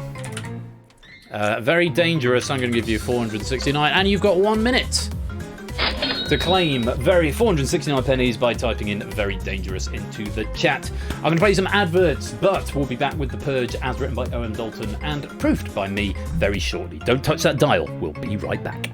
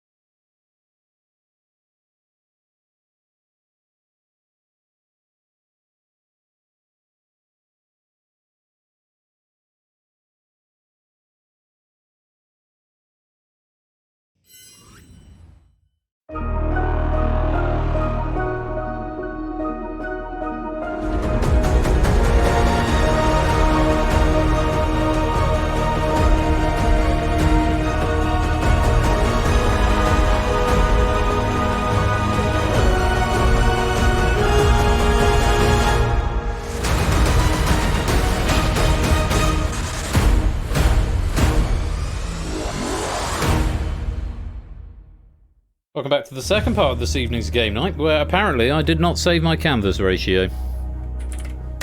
Do you want to do the titles again with it proper? No, let's not bother with that. Welcome to the Purge. The tradition we have is that we stand for the Purge, which means I might need to move the camera up to the top monitor. Oh yeah. Have the voyeur's view from high above. Yeah, this is one of those ones that was, again, it was developed in 1440p and it's now playing out at 1080, so the canvas does something weird. I've worked out all I need to do though is set it to set the canvas ratio to 0.75 and it should fix it. And I thought I fixed it earlier, but apparently I didn't save my changes. Like a twat. So yeah, that's fun. Anyway, which makes me wonder, did I update my credits? I'm sure I did. On MISC canvas? Where's the credits? Oh, they're on that one, switched off. No, I did update my credits, fine. Good. Right, welcome to the Purge. 24 players in so far. This is one of those games where you can join at any time, but to get the best experience out of it, you want to join at the beginning, because you'll get a chair. If you join late, you won't get a chair. But this is the Purge. Is it bad that I'm thinking I want to remake? I don't want to remake it. I'm fairly happy with the build. I just want to change some of the graphics up a little bit. My Purge meter and the walls, the studio walls, I'm not particularly happy with. But this is the Buzz Off Studio Theatre. Where we play this one. But it's a debut pack from OM Dalton, and there is much to like about this pack. So we're going to be extra nice because it is a debut pack. So we encourage our writers here in the community, and we're very grateful to them. But Dalton has said he's open to constructive feedback, but we'll keep it constructive rather than destructive if we can. I'll give you a couple more minutes to come and join the game. 27 players in so far. Welcome. You can see you all there. You can't see the mouse cursor, but I'm running my mouse over it. Who's that? Simpsons Angle's just come to join us, and who's that? Quizmaster Gary. It's a new person. Welcome, Quizmaster Gary. X-Loki, it's another new one. And I saw X-Loki came and joined the Discord. If anyone else wants to come join the Discord, you can do so right there. Do come and give us a follow. You get all the latest information. Give us a follow on Twitter. I refuse to call it X as well, where I occasionally tweet things. But yeah, the Discord's where you get first-hand information about streams that are coming up, what's on the schedule. And if you fancy yourself a bit of a writer, then Discord is the place where you can go and share your wares and potentially get into writing for one of our feature games here on Game Night, which airs Saturdays at 8 PM UK time. Can we get it up to 30? 30 would be a good place to get it to. One more player, and we'll close the lobby up. If there's not one more player, then we'll give it 30 seconds, and then we'll close the lobby up.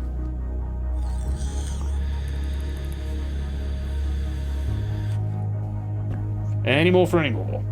I'll give you 10, 9, 8, 7, 6, 5, 4, 3, 2, 1. Or until such a time as I have finished checking who's here. Okay, 29 players. Just the awkward 29, I guess it shall have to be, but no drama.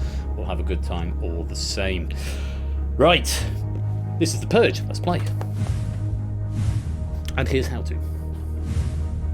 Answer multiple choice questions. If the group fails to stay under the breakpoint, a purge is triggered in which all incorrect and abstaining players must partake.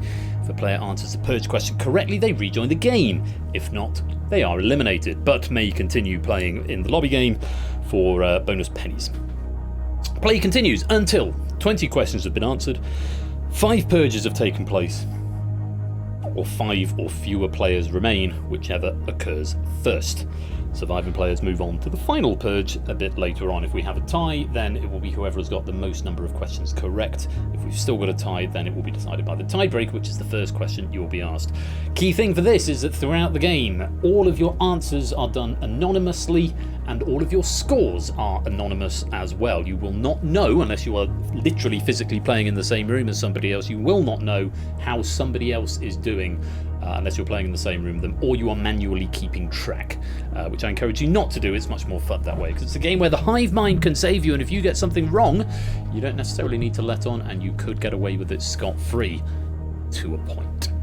Okay, those are the rules. I'm not sure I like the camera up there, but there's not really anywhere else for it to go, because I feel like I'm looking down, but it won't arch back any further. So unless I can just sort of hang it, like sit it to there. No, so you're just going to get my...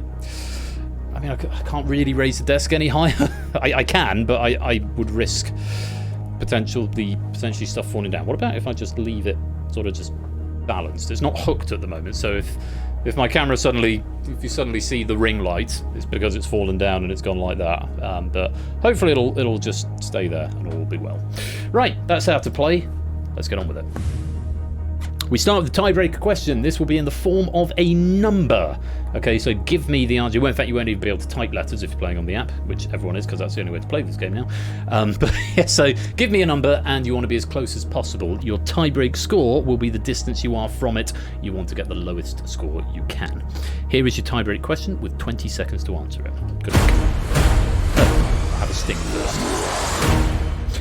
Okay, so yes, everyone answers. So this is a game where you have to answer every question. There is no point in abstaining. It is just treated as wrong. So in this game, it's multiple choice. For the most part, you might as well guess, even if you've no idea. Good luck. Here's your tiebreaker question.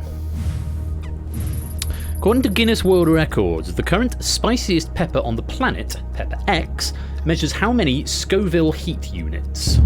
10 seconds. If you don't give me an answer, you give an int.max, which is a bad thing. You do not want that. Quick! Time. If you didn't get me an answering, you are going to be given int.max. The correct answer is that. I really need to put some formatting on that string. It's 2,693,000, grown by Ed Curry of the Puckerbutt Pepper Company. Pepper X beat out his own previous record holder, the Carolina Reaper, which measured in at 1,641,000 SHU. For reference, a jalapeno tops out at a mere 8,000. Very much an order of magnitude question there. Who was the furthest away? Well, I won't tell you who. I'm going to see if I can find a number of... I'm just seeing lots of zeros. Lots of zeros in the answers for how far you are away. That might be the closest. 193,000 might be the closest. So if you gave that, then you're in a good position if the tiebreaker is needed towards the end of the game. But we're going to start with the breakpoint at 50%. This means if 50% or more of you are wrong, or possibly more than 50%, I can't remember what I did with the logic right now, but if more than 50% of you are wrong, certainly you will trigger a purge, and everyone who is wrong or abstained on that question will have to go and answer the purge question. This is multiple choice. There are two options to start with. Take a look at the first question. Your options are midday, midnight. On a 24-hour clock, which of the following would normally be displayed as 0000?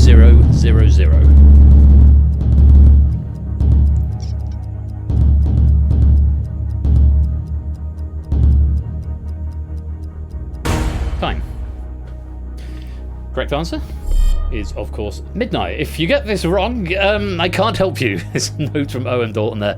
Let's have a look, see if anyone did get it wrong. Start the meter. Yeah, you all got that very well played. 100% of you, all 29 going for the correct answer. Yes, 0000 would indeed be midnight. Yeah, the camera is bouncing, and I've just been made aware that I've just seen it going up and down. So you might just have to make do with my chest. Oh no, actually, here's something I can do. I can adjust the angle of the hook at the back. Of course I can. There we go. That'll do, won't it? Yeah, the bouncing was bothering me as well, although it's likely to be slightly bouncy because I'm in standing mode at the moment. The Pepper, formerly known as Twitter. That's a good raid message. I like that. Okay, everyone getting that one right. We move on. We lower the breakpoint to 40%, and we move to another question. It says Purged 1 because somebody has joined the game after the game has started, so it will automatically purge you, just in case anyone was wondering, why has someone been purged? That's why. On we go. Question number 2. Options are Xbox, PlayStation. Which of the following series of video game consoles is owned and produced by Sony Interactive Entertainment? We probably should have a capital B and a capital S there. That's my bad for not catching that. Everyone in? And time. Correct answer. It's PlayStation. SIE most recently released the PlayStation 5 in November 2020. The Xbox consoles are owned and produced by Microsoft, with their most recent offering being their Series S and Series X consoles, also released in November 2020. I miss the days when consoles just had numbers. I knew what they were. PlayStation, I can get that. PlayStation 5. Now we've got Xbox, Xbox One, Xbox Series X, Xbox Series S. It's just so unnecessarily confusing for old people like me who like to think they're modern. It gets very complicated very quickly. Anyway, let's find out how many of you were wrong. Start the meter. 2 for 2, 100%. 29 players getting PlayStation. Very well done, and we go on. Breakpoint lowered to 30%. Hasn't been a problem so far. Let's see if this one presents as such. Take a look. Germany. France. The automotive manufacturer Audi originates from which European country?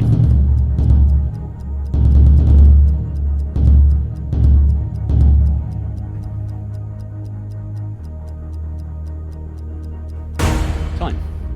I had to drive one of these today. My wife's got my car this weekend, so I had to borrow hers. She's got an Audi A1. Vorsprung durch Technik. It's a German invention, subsidiary of the Volkswagen Group, which consists of manufacturers such as Bugatti, Lamborghini, Porsche, and obviously Volkswagen, among others. Germany was the answer. Were you all correct? Let's find out. Start meter. Oh, just the one going wrong. 3% go for France, 97% for Germany. Welcome to the stream, Lingo Maniac. Where does what? I've lost that chat now. Where does INI come from? INI? No idea. If you're the one player who got that one wrong, the hive mind has saved you. Let's move on to the next question. Breakpoint is low to 20%. And still 29 of you in live play. Mario X turn. Welcome on in, Mario. Hope you're keeping well, bro. Good to see you. On we go. Question number the next, because we don't number the questions in this game. Take a look. Options are Sergei Prokofiev, Pyotr Tchaikovsky. 1935, which Russian composer wrote the ballet Romeo and Juliet, based on the play of the same name by Shakespeare?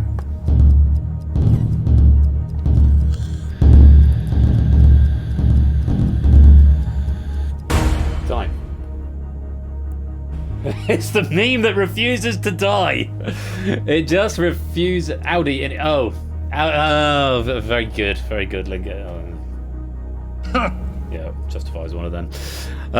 Right, the meme that just refuses to die. The correct answer it's Prokofiev. It's never Tchaikovsky. We know this. Although it's very telling, actually. Interesting. I will tell you for nothing, this was not 100% this question. It's interesting seeing some names coming in, the sort of newer members of the community who don't know the meme, but the meme is that it's never Tchaikovsky.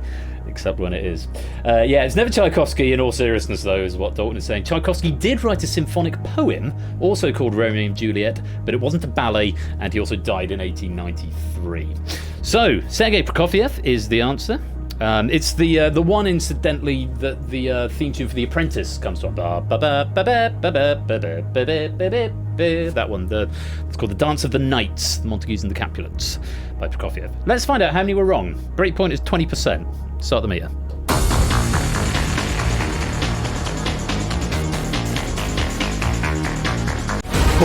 Okay, our first purge. 28% were incorrect. 72% were correct. That's 21 versus 8. So, if you are one of the 8 players who got this one wrong, the purge has been triggered because it kept getting lower, and more than 20% of you were wrong, which means we are going into purge number 1. And if you're one of those 8 players, you're going to be lit up now. Simpsons Angle, Fluffy Bunny, Rapunzel, Colo, Natter, Connors, X-Loki, and Gary. You are all in this purge. How this works, if you've not played before, or if you want a reminder, you're going to get a non-multiple choice question. A full answer will be required. If you give me the correct answer to this question, you get to rejoin the game like nothing happened. If you give me a wrong answer, though, you will be eliminated. Players who aren't in this purge, you can still answer this question. It is worth pennies, but does not count towards your final score in the game. And if you do get eliminated, you can, of course, still play along for the same thing, for the pennies. Oh, goodness me, excuse me. Right, so particularly you 8, but everyone who wants to answer it, very best of luck. Here is the first purge question. 20 seconds to give me a full answer. Here it is.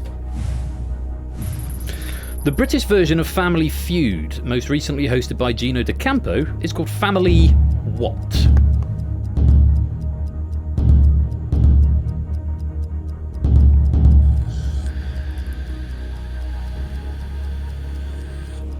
Need an answer, Connors? There we go.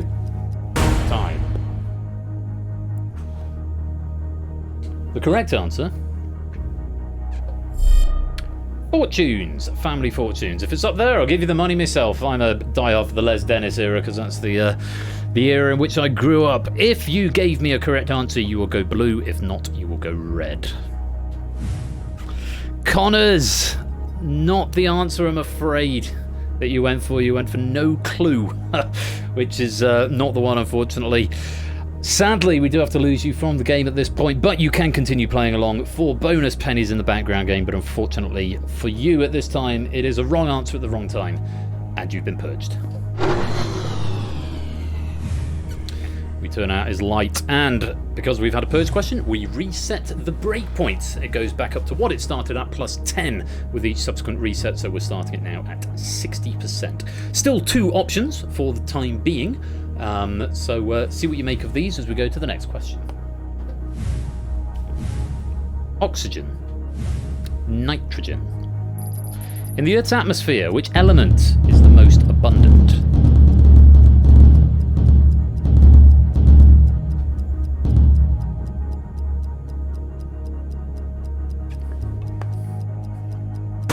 Time. Correct answer? It's nitrogen. I always think this is a bit of a trick one because, of course, we breathe oxygen, but the atmosphere of our planet consists of roughly 78% nitrogen and only 21% oxygen and 0.9% argon, with the remainder made up of other trace gases such as carbon dioxide. Nitrogen was the correct answer. How many were wrong? Start the meter. I'm going to do once again. Thanks for sailing through that first portion of the game, the first 5 questions. 28 of you give me a correct answer, and we move on. Breakpoint lowered to 50%, back at what it started with. We've had 5 questions, so we're going to increase the option count. There are now 3 options per question. Let's see what you make of this one. Options are 23, 33, 13. 11th of March 2024 marked how many years since the Fukushima Daiichi nuclear accident?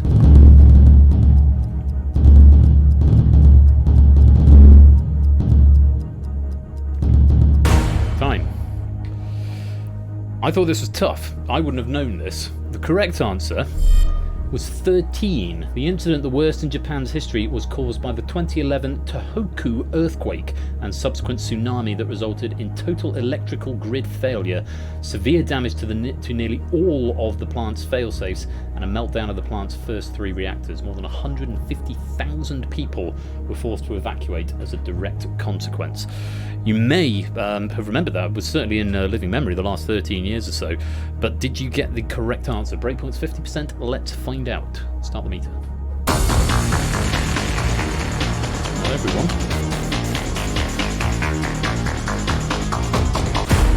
Halfway there and stopping. 25% incorrect, 75% right. Well done to the 21 who got that. 4 going for 33 and 3 going for 23, totaling 25%. But enough of you got it right that we can move on to the next question.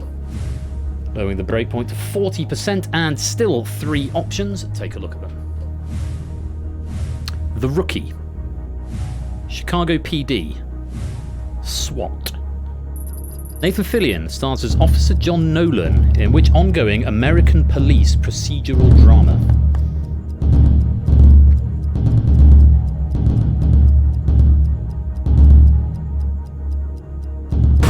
Time. I only know Nathan Fillion from Castle and that one episode of Lost. Kegler, hello, welcome to the stream. Lovely to have you here.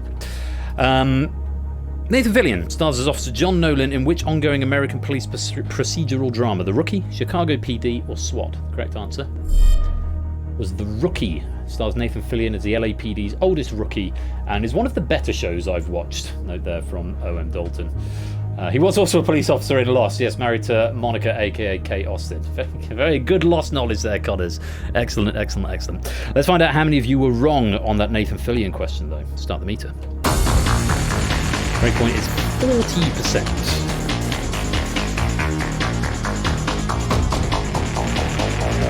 Close. Oh, hello. We've triggered it. Only just, mind you, 43% were incorrect there.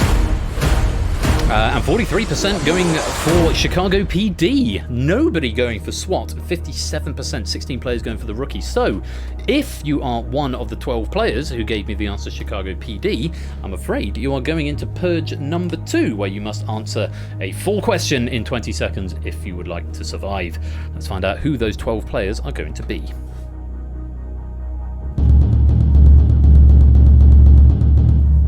Brig, Fluffy Bunny, Keshi, Mark, Silent Marine, Jog, Topper, Kasani, Ralph, Clive, Gary, and BC. Full question. 20 seconds to give me an answer. The very best of luck. And again, if you're playing in the background game or you're not having to answer this question for your life, you can still answer for bonus pennies. Good luck. Here it is. The Australian electronic rock band formed in 2002, famous for their tracks Blood Sugar, Hold Your Colour and Slam, has what one-word name?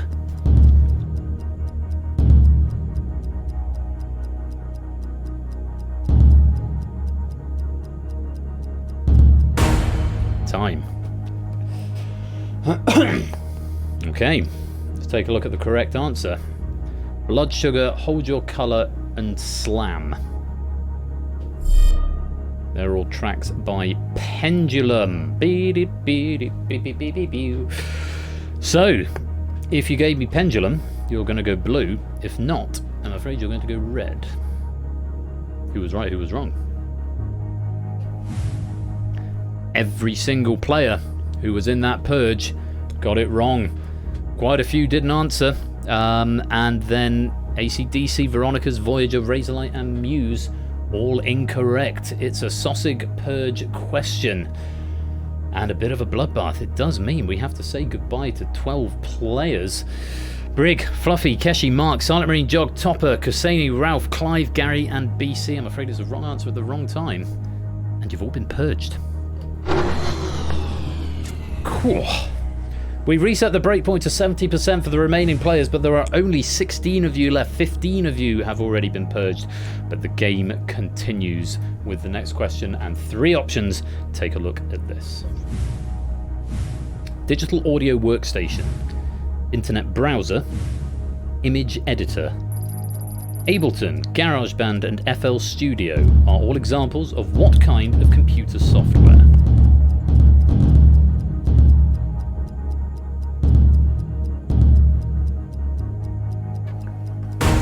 Time. I've used only one of them, but for what it's worth, it was the piece of software that helped to create the DangerZone soundtrack. They're all digital audio workstations.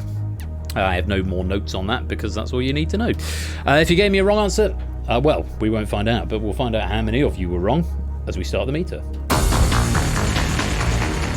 Breakpoint is 70%.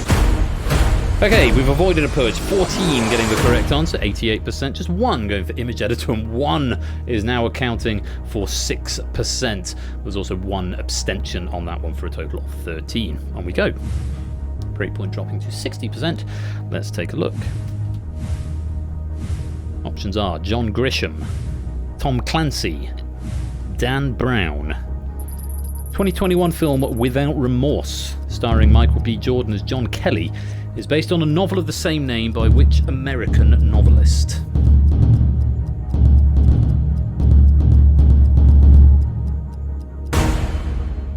Time. Correct answer. Tom Clancy, because of course it's Tom Clancy's Without Remorse by Tom Clancy. Originally published on the 11th of August 1993, Tom Clancy's Without Remorse by Tom Clancy serves as an origin story for John Kelly and explains how he changes his name and becomes John Clark, a recurring character in the Ryanverse series of novels. I always do that whenever novelists have the name of the author as part of the title. I find Clive Barker's the other one who does it. Clive Barker's Jericho by Clive Barker. You have to say it like that. It's the only way to do it. Tom Clancy was the correct answer. I see some penny cash-ins coming in. I will cash those out. I can do them all in one go now, which is really handy. But first of all, we're going to find out how many people were wrong. Start the meter. Breakpoint is 60%.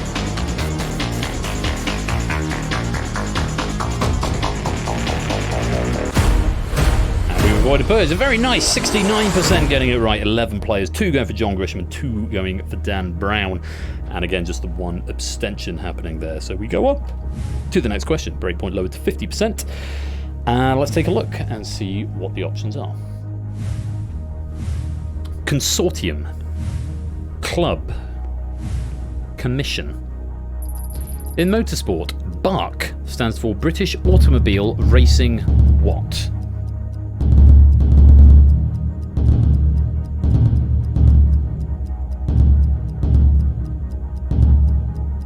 And that's time. BARC, yeah, very much BARC, not JS BARC. The correct answer is club. Simple as that. The BARC is one of the largest motorsport organisations in the UK and is responsible for managing events such as the BTCC, Goodwood, which is just up the road from me and you can see from my office window on a clear day, and at one point the F1 British Grand Prix back when it was held at Aintree. British Automobile Racing Club. How many people gave me the answer club? Let's find out. Start the meter. Breakpoint is 50%.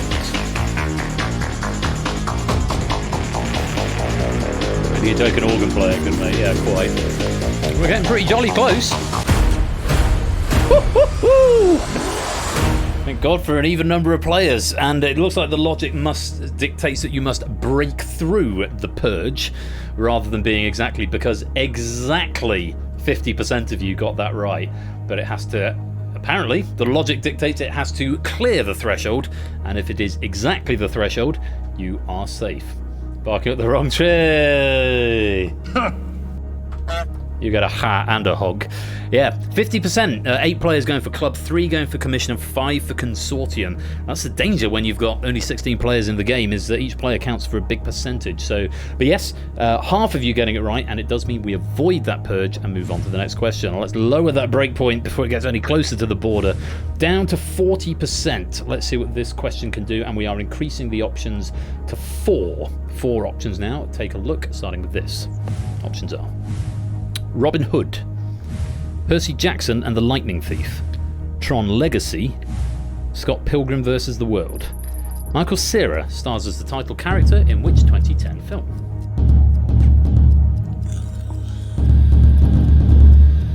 Now we know it's not greater than or equal to. Quite right, Silent Marine. Time. The correct answer. Scott Pilgrim vs. the World. My wife's got all the novels on our posh bookcase down. We have 2 bookcases, a posh bookcase and a less posh bookcase. And they're all on the posh bookcase, which means they're mainly for display. Yeah, Scott Pilgrim vs. the World. I have no more notes for you on that, so yeah, there we go. Let's find out how many were wrong. Breakpoint is 40%. Start the meter. Yeah, I've seen it once. I wasn't sure about it, X-Load. 19% were incorrect, 13 players getting the right answer, 81%, 3 going for Tron Legacy, and that was the only other option that was there. Percy Jackson and Robin Hood were both nobody went for, but 13 players going for the correct answer. Well played. Let's lower the breakpoint and move on. Breakpoint low to 30%, and let's take a look at the next question with 4 options, and they are Kelvin, Rankine, Fahrenheit, Celsius. Which of the following is the SI base unit for temperature?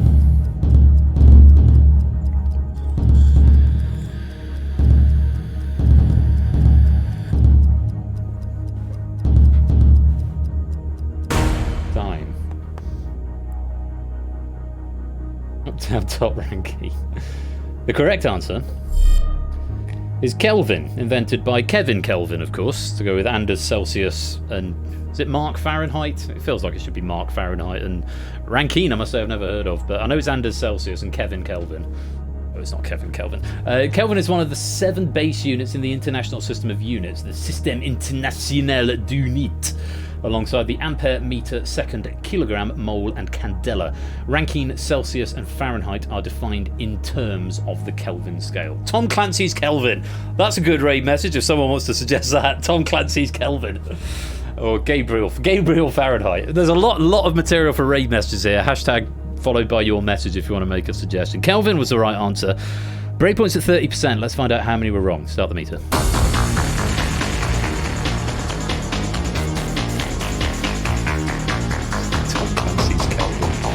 Hello. No avoiding it this time. We sat on the line last time, but this time 38% were wrong. We have busted through that 30% line, and we are going to Purge number 3. 5 going for Celsius, 1 going for Rankine, 10 going for Kelvin. You 10 are safe from this Purge question, but the 6 who gave me Celsius or Rankine, you are going to be in Purge number 3. Let's find out who you are. Battyman, Thet, Natter, Stilgar, X-Loki and Grams. Full answer required and correct answer required if you want to survive. Everyone else who's not in the Purge, you can still answer for extra pennies if you like. Good luck. Here's the question. Hayao Miyazaki co-founded which acclaimed Japanese film and animation studio?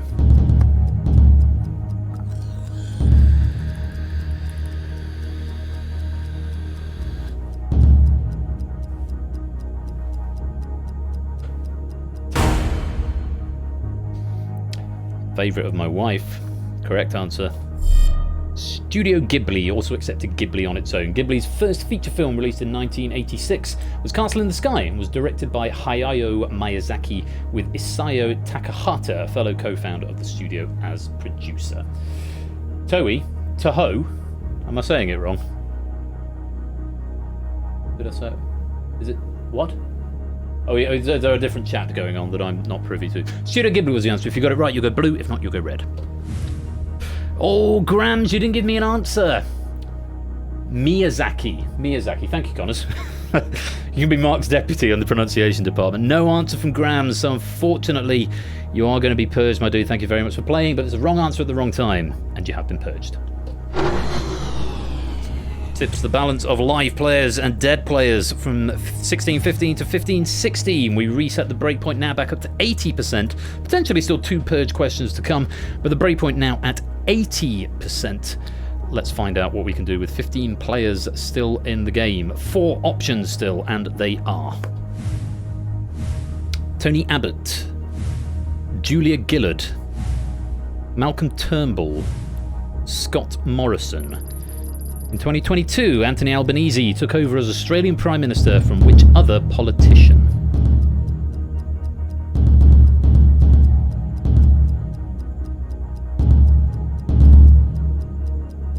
Time. The correct answer was Scott Morrison. I have no more notes on that one. I recognise all the names though. Let's just take a look at our list of Australian Prime Ministers. That's very zoomed in. As we go back, we had Anthony Albanese as the incumbent, Scott Morrison before that, Malcolm Turnbull was before that, and Tony Abbott was before that. Julia Gillard was the one before that. You had Kevin Rudd, and then Julia Gillard was Prime Minister 2010 to 2013. So well done if you gave me Scott Morrison. How many people were wrong? Let's find out. The breakpoint's at 80%. Start the meter.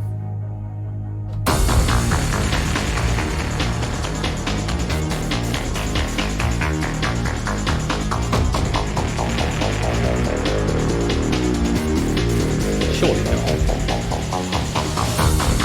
It's getting jolly close. Whew, okay, we've avoided it. Nobody abstained on that one, but only 40% getting the right answer, Scott Morrison.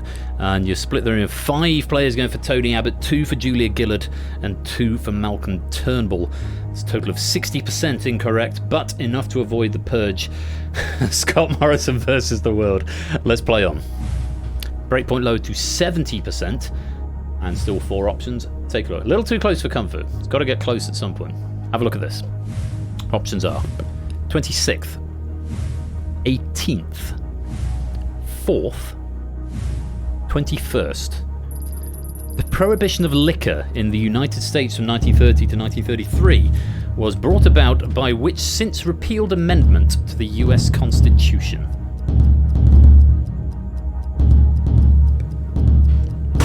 I like this question. Oh, Kasani's joined the lobby and it does that weird bug thing where it puts your name there. There aren't enough questions on the US Constitution in this neck of the woods. The correct answer is the 18th. It was the 18th Amendment. The incident, that's the wrong question I'm looking at there. It's a bit further down. The 26th protects voting rights for US citizens aged 18 or older. The 4th protects against unlawful search and or seizure. And the 21st was the amendment that ultimately repealed the 18th. It was brought about by the 18th. It was the 21st that repealed it later on. Don't encourage them. I've got some more public chatters as well. Poker Nuts! Good time zone to you, my dude. Hope you're keeping well. More raid messages coming. Tom Clancy's Kelvin by Tom Clancy. Captain Fahrenheit, Tom Clancy's Kelvin. Scott Morrison versus the World. Some lovely raid messages coming in. I like them a lot. 18th was the answer. I think the breakpoint's at 70%. Let's start it and find out how many were wrong. Start the meter. Yes, breakpoint is 70%.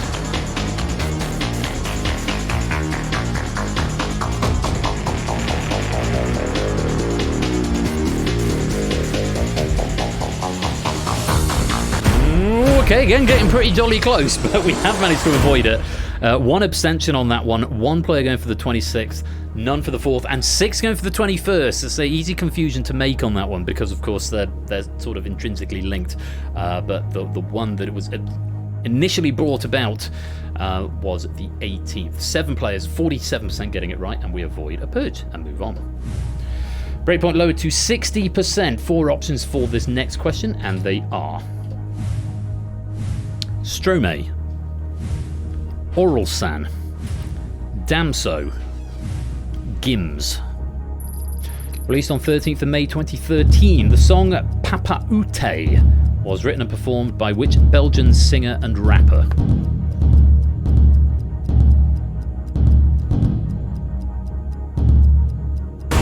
Time. This feels like a tough question because I'd never heard of any of them, personally. But the correct answer was Stromae. The song was the lead single on Stromae's album Racine Carré, possibly, released later the same year on 16th of August 2013. Also, 2 of those, I can't remember which 2. 2 of them are Belgian and 2 of them are French. So if you know your European rappers' nationalities, that was potentially another in for you there. The breakpoint is 60%. Let's find out how many of you were wrong. Start the meter. Yeah, Stromae's, but he may be Belgian French, but he's. Let's have a look. Yeah, he's Belgian. They are Belgian. We avoid a purge. 60% correct. Very well done. 9 players getting it right. 2 going for Orelsan, 1 for Damso, 3 for Gims, nobody abstaining, which is nice to see. Very well done. We survived through to there, and so it's time to once again increase the options. We now have 5 options per question, and once again the breakpoint is lowered to 50%. 5 main game questions. We've still got 2 purges behind, so let's see if we can get through this next bunch. 5 options for the next question, and they are immune, nervous, musculoskeletal, hepatic, respiratory. Osteoarthritis is a degenerative disease that affects which of the body's systems?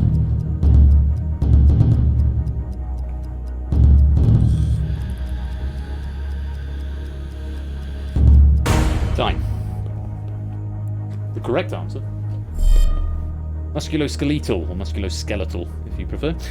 Yeah, the disease affects the joints and gradually wears away the cartilage on the ends of the bones in these joints, causing stiffness and pain. A lot of older people, my mum included, suffer from osteoarthritis. Had an ex-girlfriend who had arthritis at in her mid-20s, which is very unusual.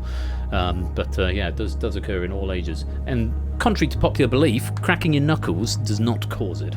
It's been debunked.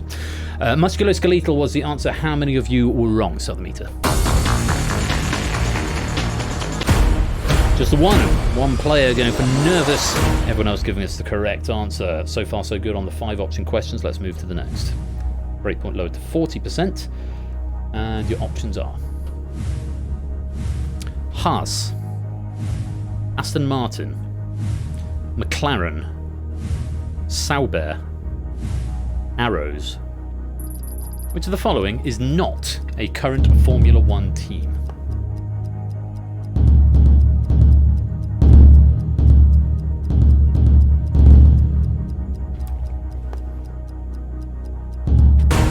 Time.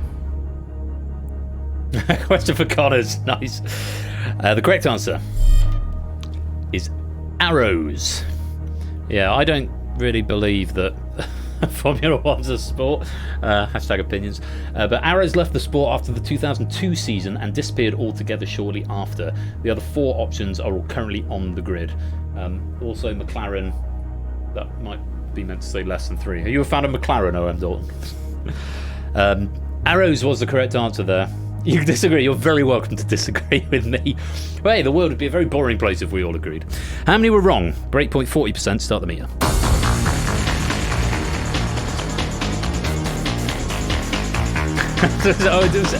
Was it you said to me earlier on you're going to be watching on dual monitors?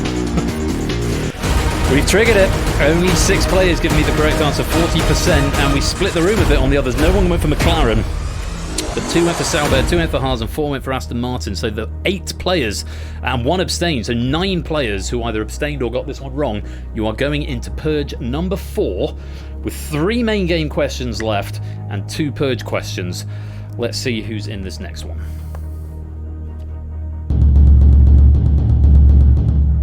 Simpsons Angle, Zeus, Fetz, Kolo, Natter, Stilgar, Shapes, X-Loki, and Flyboy. There are still 6 players who are not in this Purge. Let's take a look. Rapunzel, I think the Aronettes, very nice. Pyro, AB Me, Battyman, and Tadaru, which means even if all 8 players are wrong, we will not trigger the final Purge yet, because we've still got 6 players in live play. If you get this question right, you 8 players, then you do get to come back and have another go. If not, you will be eliminated. The 6 players who aren't bound to answer this question, you can still answer for extra points if you like. There's no penalty on you if you get it wrong.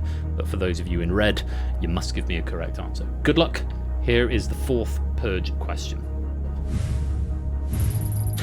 Which infamous German racetrack was nicknamed the Green Hell by Jackie Stewart and has, according to motoring show Top Gear, claimed over 200 lives? Appropriate Purge question for the main game question we just had.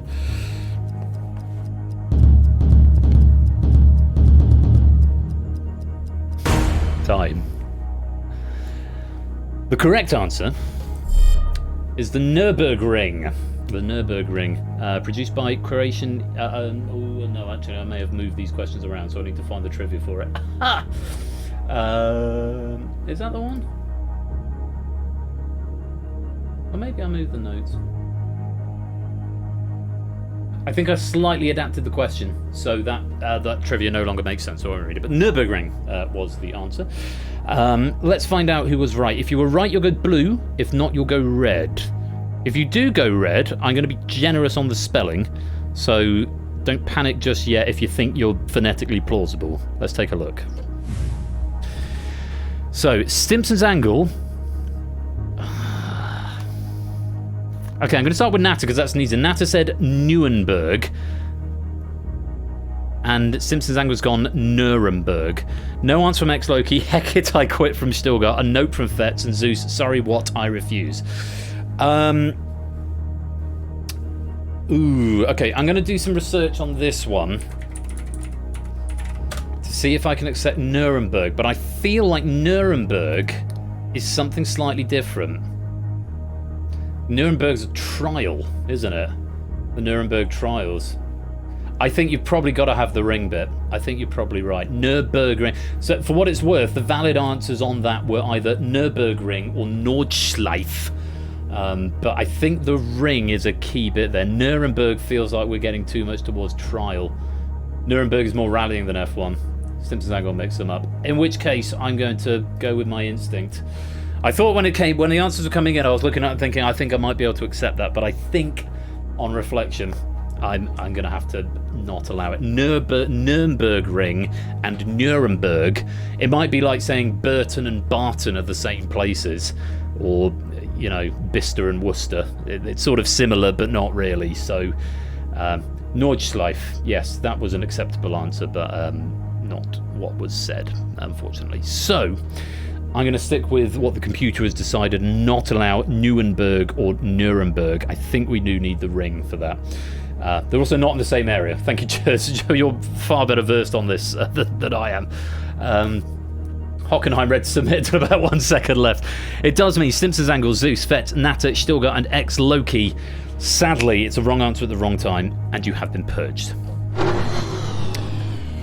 We're down to 9 players. The breakpoint has been reset to 90%, and we have only got 3 questions left in the main game. I shouldn't really be telling you that because that's a bit of a spoiler. But 9 players to go. We only have room for 5 in the final. Good luck to you all. Here is the next question with 5 options. They are Avatar: The Way of Water, Top Gun: Maverick, Everything Everywhere All at Once, Elvis, The Banshees of Inisherin. In 2023, at the 95th Academy Awards, which of the following films won the Oscar for Best Picture?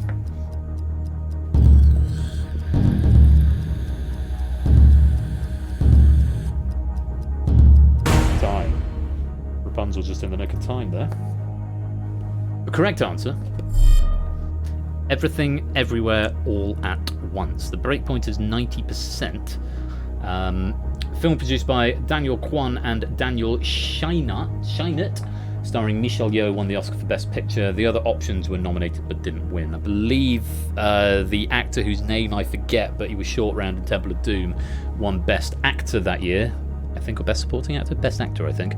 And Jamie Lee Curtis also won Best Supporting Actress, also in that film.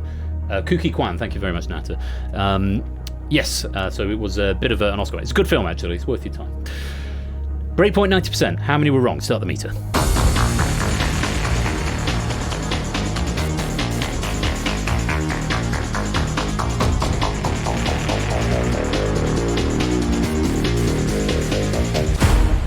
We avoid it. 44% incorrect, 56%. Just 5 players going for the correct answer. 4 for Top Gun Maverick, and none of the others had any love, but very well done. We have survived that. With 2 questions to go, the breakpoint is lowered to 80%. 5 options, and they are Arsenal, Chelsea, Liverpool. Oh, it's done it in alphabetical order. Manchester City, Manchester United. I love it. Since its inception in 1992, which English football club has won the most Premier League titles? RNG sometimes comes through for you. Need an answer. Flyboy. There we go. Thank you. Time.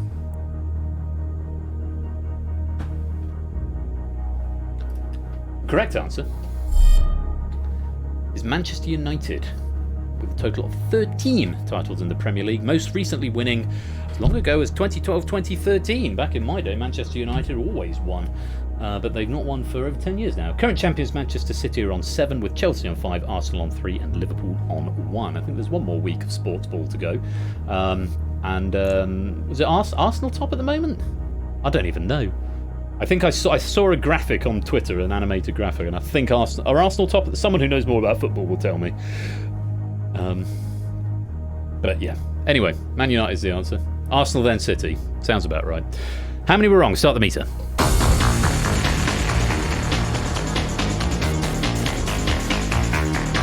Top Gun is indeed marked. For now. Avoided a purge. 6 players getting it right, 1 going for City, 2 going for Arsenal, no abstentions on that one. So there's one more question, and the breakpoint is 70%. Options are Chase, Barclays, HSBC, Nationwide, Lloyds. The world's first cash machine, or ATM, was put into use on the 27th of June 1967 by which British bank?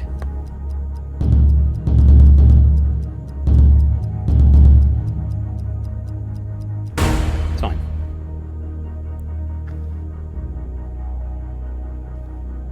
The correct answer is Barclays. Inaugurated by the actor and comedian Reg Varney at the Barclays Enfield branch, the machine exclusively dispensed £10 notes. Lloyds didn't get their first ATM until 1972. Chase is American, but is also online only in the UK. HSBC is Chinese, Hong Kong, Shanghai, so Chinese, and Nationwide is a building society, not a bank. So there were a few you could eliminate there, even if you didn't know that particularly. I quite enjoyed that as a fact nugget piece of trivia. The Barclays is the correct answer. 9 players are in play. The breakpoint is 70%. How many were wrong? Start the meter.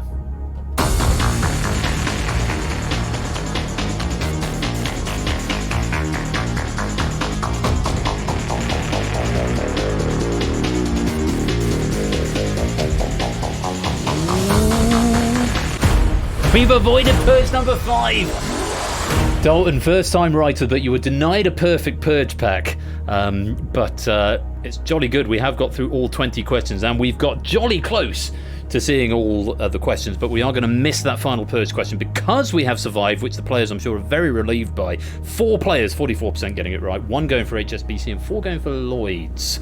But we have avoided that purge, so there's the famous klaxon. It is time for the final purge, and because we have got 9 players left in play, it comes down to points. So, first tiebreaker metric will be how many questions you answer correctly out of 20.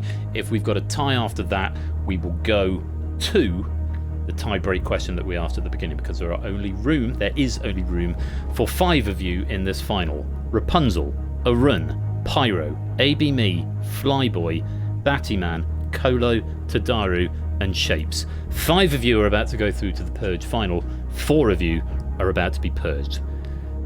Let's find out. We don't know how you've been doing, unless we've been keeping track. People are owning up in the chat. Let's find out who is through and who is out. And there we have it. If you've gone red, you're eliminated. If you've stayed blue, you are in the final. Shapes, 19 out of 20. Tadaru and AB Me, 18 out of 20. Kolo and Arun, 15 out of 20. Just ahead of Rapunzel and Flyboy on 14, and Battyman and Pyro on 12. Tiebreakers were not a factor on this one because we had a clear-cut top 5, 19, 18, 18, 15, 15. It means Rapunzel, Flyboy, Battyman and Pyro, we have to lose you from the game. Thank you very much for playing. Valiant effort, getting to face all 20 questions, but no final for you tonight. Shapes with the most is going to be seated on the left with 19, Tadaru, and then it'll be then Tadaru ahead on the tiebreaker, followed by AB Me, then Kolo and Arun furthest to the right. Whew.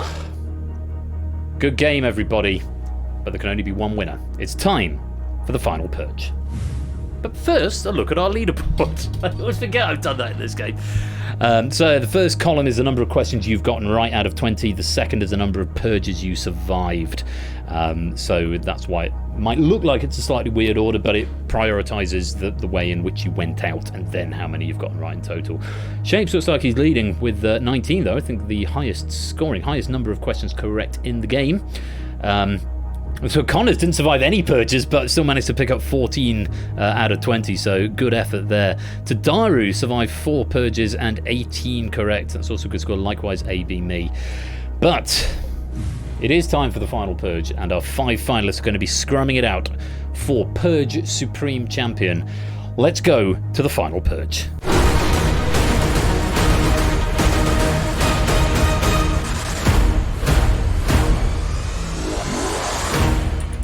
An opportunity to check in with your medal cabinets presents itself, and I'm going to do that just now, starting with our top 3 seeds. Shapes has won the purge once. Tadaru has never won the purge. AB Me has never won the purge. As for Kolo and Arun, and let's look at the overall purge leaderboard while we're at it as well. Kolo has won the purge once. Arun has won the purge once. So Shapes, Kolo and Arun going for their second purge victory. Tadaru and AB Me going for their first. Current purge leaderboard has Toots at the top with 5, Samster with 4, and Oni and Mark both with 3. If Shapes, Kolo and Arun can get their second one, they would be joining the likes of Lewis, Kira, MPL Dart and Lucario, who have all won 2 purges. But 4 questions stand between victory, glory, and defeat. How this will work now. Shapes will decide the order, whether we go from high score to low score or low score to high score. Basically, Shapes will decide whether he wants to go first or last. In turn, the players will see half a question. Based on that half a question, they need to decide whether they want to play it or not. They will then be shown the full question after the decision has been made. If they choose to play the question and they get it right, they can choose any other player to eliminate. If they choose to pass the question and the person they pass it to gets it wrong, that person is eliminated. However, if they play and they're wrong, or they pass and the person they pass to is right, then they themselves are eliminated. All players, or 5 of our players, and all of the players in the background audience game can still answer every question for pennies and bonuses at the end of the game. But only the answer from the controlling player will trigger the light, but you'll still all get a full 20 seconds. I hope that makes sense. Good luck to you all. Final word of warning for our 5 finalists, in case you've not been here before or not been here for a while. The order in which the players are displayed on the broadcast may not be the same as the order they are displayed on the app, just because of how the Universal Controller uses a particular grid layout. It won't be the same as this game because it's the same for every game. It uses the same component, same algorithm to put the answer out. So just be aware of who you're clicking on. It will not necessarily match up with exactly what's on the broadcast, okay? So double check before you make a decision. Shapes. Decision is yours as to whether you'd like to go first or last.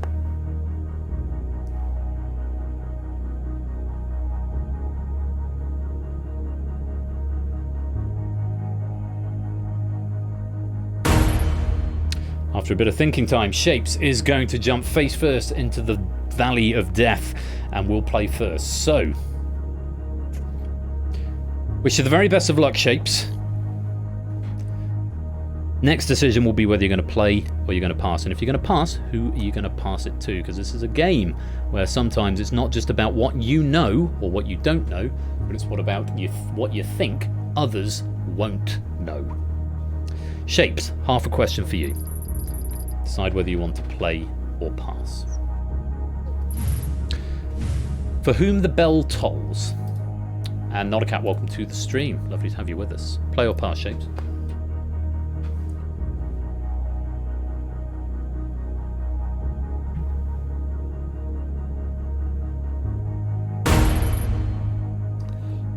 That question's been passed to AB Me. So AB Me, you're going to get that question in full. If you are correct, Shapes will be eliminated. If you are wrong, you will be eliminated. Good luck. AB Me, that question in full. For Whom the Bell Tolls is a novel written by which American Nobel Prize winning author?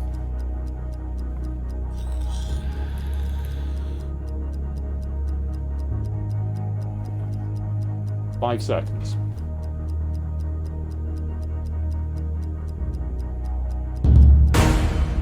Time. Answer coming in the nick of time there.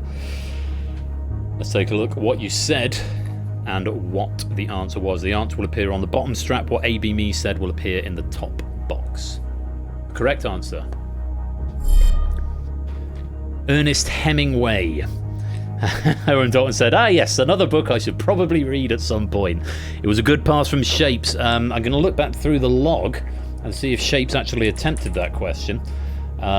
Shapes did actually know that question, so Shapes, you could have played that question yourself and chosen someone else to eliminate, because Shapes did know the answer, but it was a good pass all the same, because AB Me did not know the answer to that question. Good pass, Shapes. AB Me, thank you for playing, but I'm afraid you have been purged. You get to go Grayscale.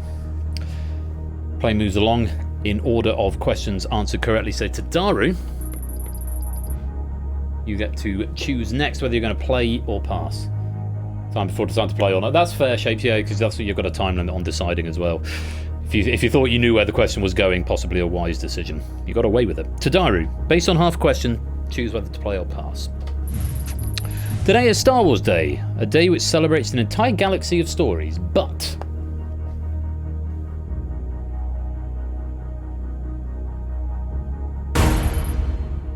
question's been passed to Kolo. We've had 2 questions and 2 passes so far. And it's a big but. Tadaru not choosing to face this one, so again a run just sitting there at the side doing awkward turtle, thinking, please don't nominate me, please don't give me a question. This is between Tadaru and Kolo. Kolo, if you get this one correct, Tadaru is out. If you get it wrong, you are out. The very best of luck. Kolo, here's that question in full. Today is Star Wars Day, a day which celebrates an entire galaxy of stories, but what was the subtitle of the most recent Star Wars film to have a cinematic release?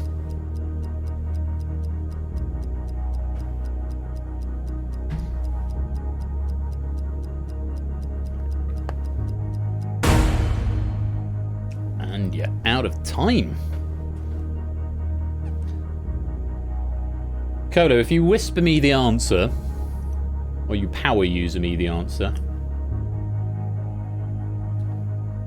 if you think if you got caught out on a typing thing there, I don't want to penalise you for that, but let me know before I reveal anything.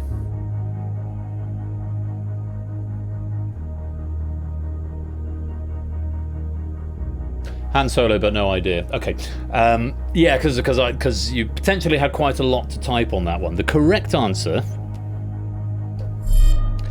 it was The Rise of Skywalker, released in 2019. There've been a butt ton of TV shows since, but that was the last film. And actually, I will lay claim to this question. Actually, when we had the editing, we ended up with a couple of gaps, and this is one that I filled in because it's Star Wars Day.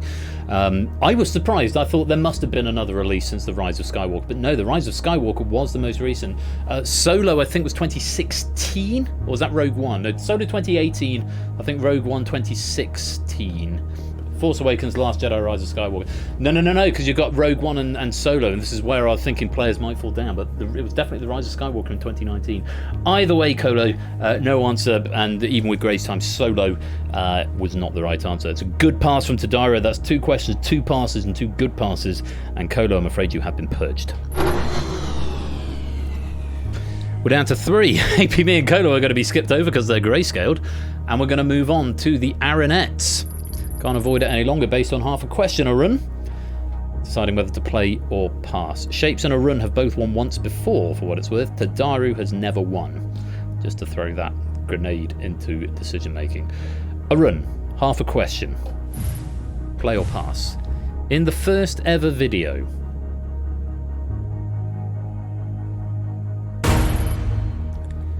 Arun's going to play it. Okay, the first question we've seen played. If you get this right, you can choose who to eliminate, and bear in mind the person you don't eliminate will be playing you in the final question and will have control in the final question.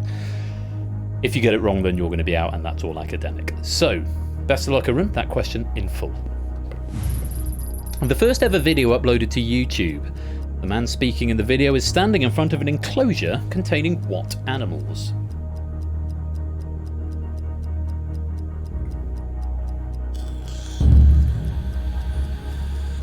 Arun has answered. Time.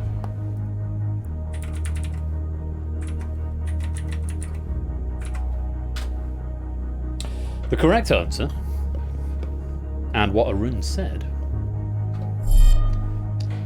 Elephants. Yes, it's first ever YouTube video is Me at the Zoo, directed by Jawed Karim.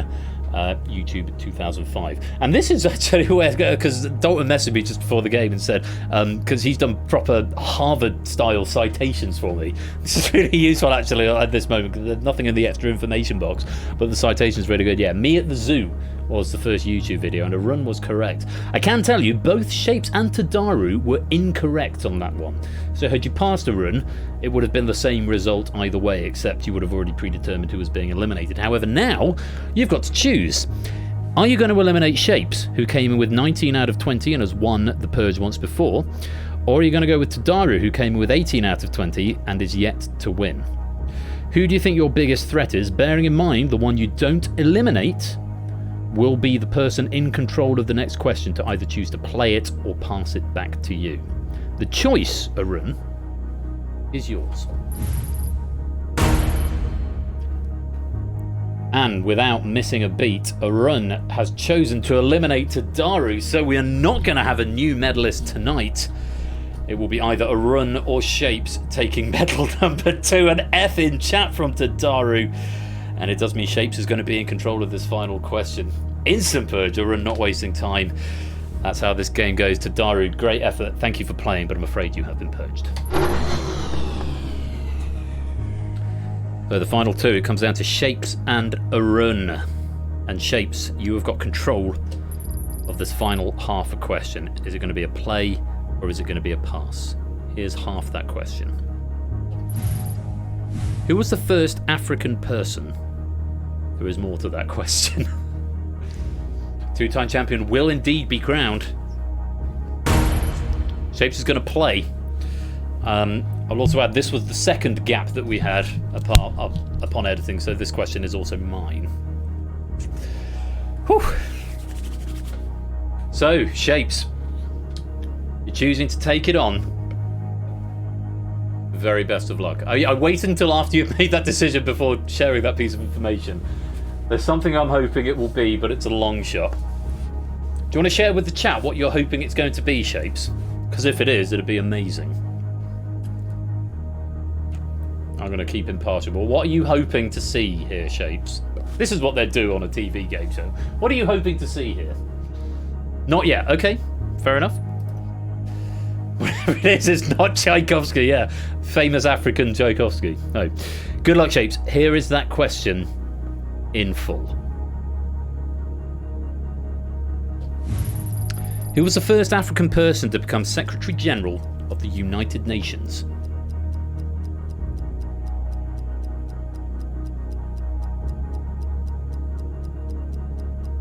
Five seconds. Answers in. Time.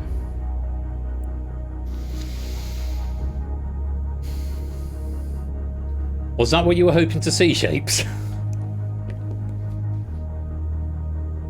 Given it took you 16 seconds to answer, I'm assuming possibly not.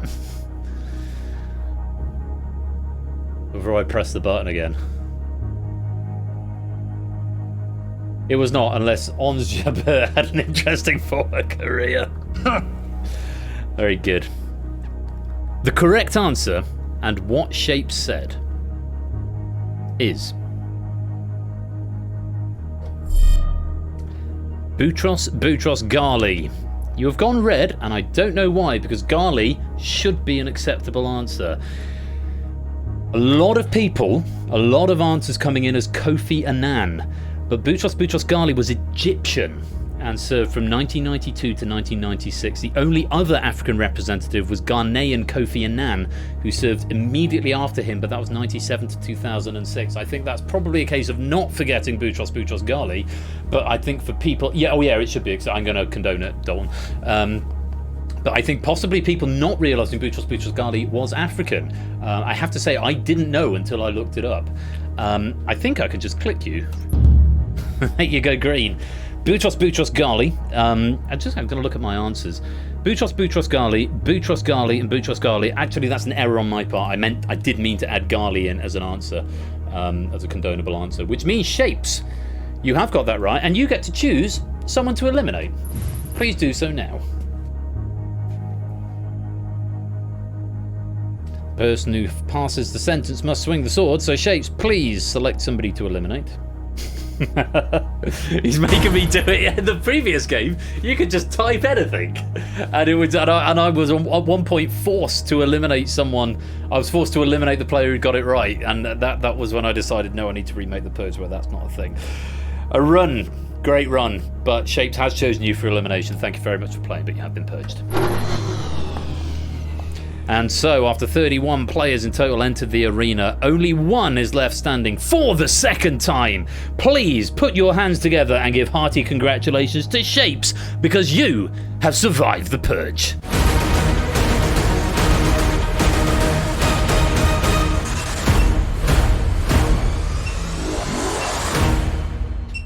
Pressed the wrong button on my desk. Oh no, I didn't. 78 is end of the night level. Actually, I want to be 74. Done a bit further. There we go. Shapes. Many, many congratulations. You have survived the Purge for the second time. Lovely stuff. And can we, case at the top, let's go. Can we also say a very big thank you to O.M. Dalton, who I slightly had to coerce, because last season O.M. Dalton sent me a pack of the Purge and said, would you mind just casting not as a submission, but would you mind casting a look over it? And we had a bit of a back and forth on it, and then I sort of said, let's do a bit of work on it, and then let's submit it for an actual game. And he did so, and I thought it's come out as a really nice game. So kudos to you, well done for putting your foot forward and taking a risk, because I know it's quite scary when you're doing your own stuff and you're putting your own your own creations on the line. So thank you very much for your efforts there, OM Dalton, and really, really lovely pack. Let's take a look at the final leaderboard just before we wrap up. And I promised Spacey 4 game last week, and then my computer shat itself. So we'll probably do that tonight to make up for it. It's always a pleasure, OM Dalton. Always a pleasure. Lovely to work with someone who's so receptive as well. Cosplay the alpacas a couple of seasons hence. It shapes who survives 9 purges because each question in the final is considered a purge. And 24 out of 25. You don't get that very often. 24 out of 25. Good effort. And 8th place, yeah, not bad there, Batty Man. 15 questions and surviving 4 purges. What's the high question count? Tadari getting 20, AB Me getting 22, I think that might be it.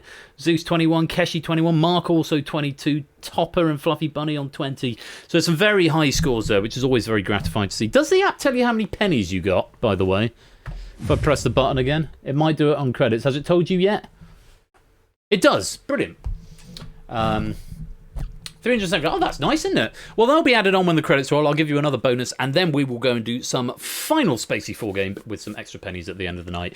But once again, a massive thank you to OM Dot on a beautiful pack there, and huge congratulations to Shapes, because for the second time, you have survived the purge.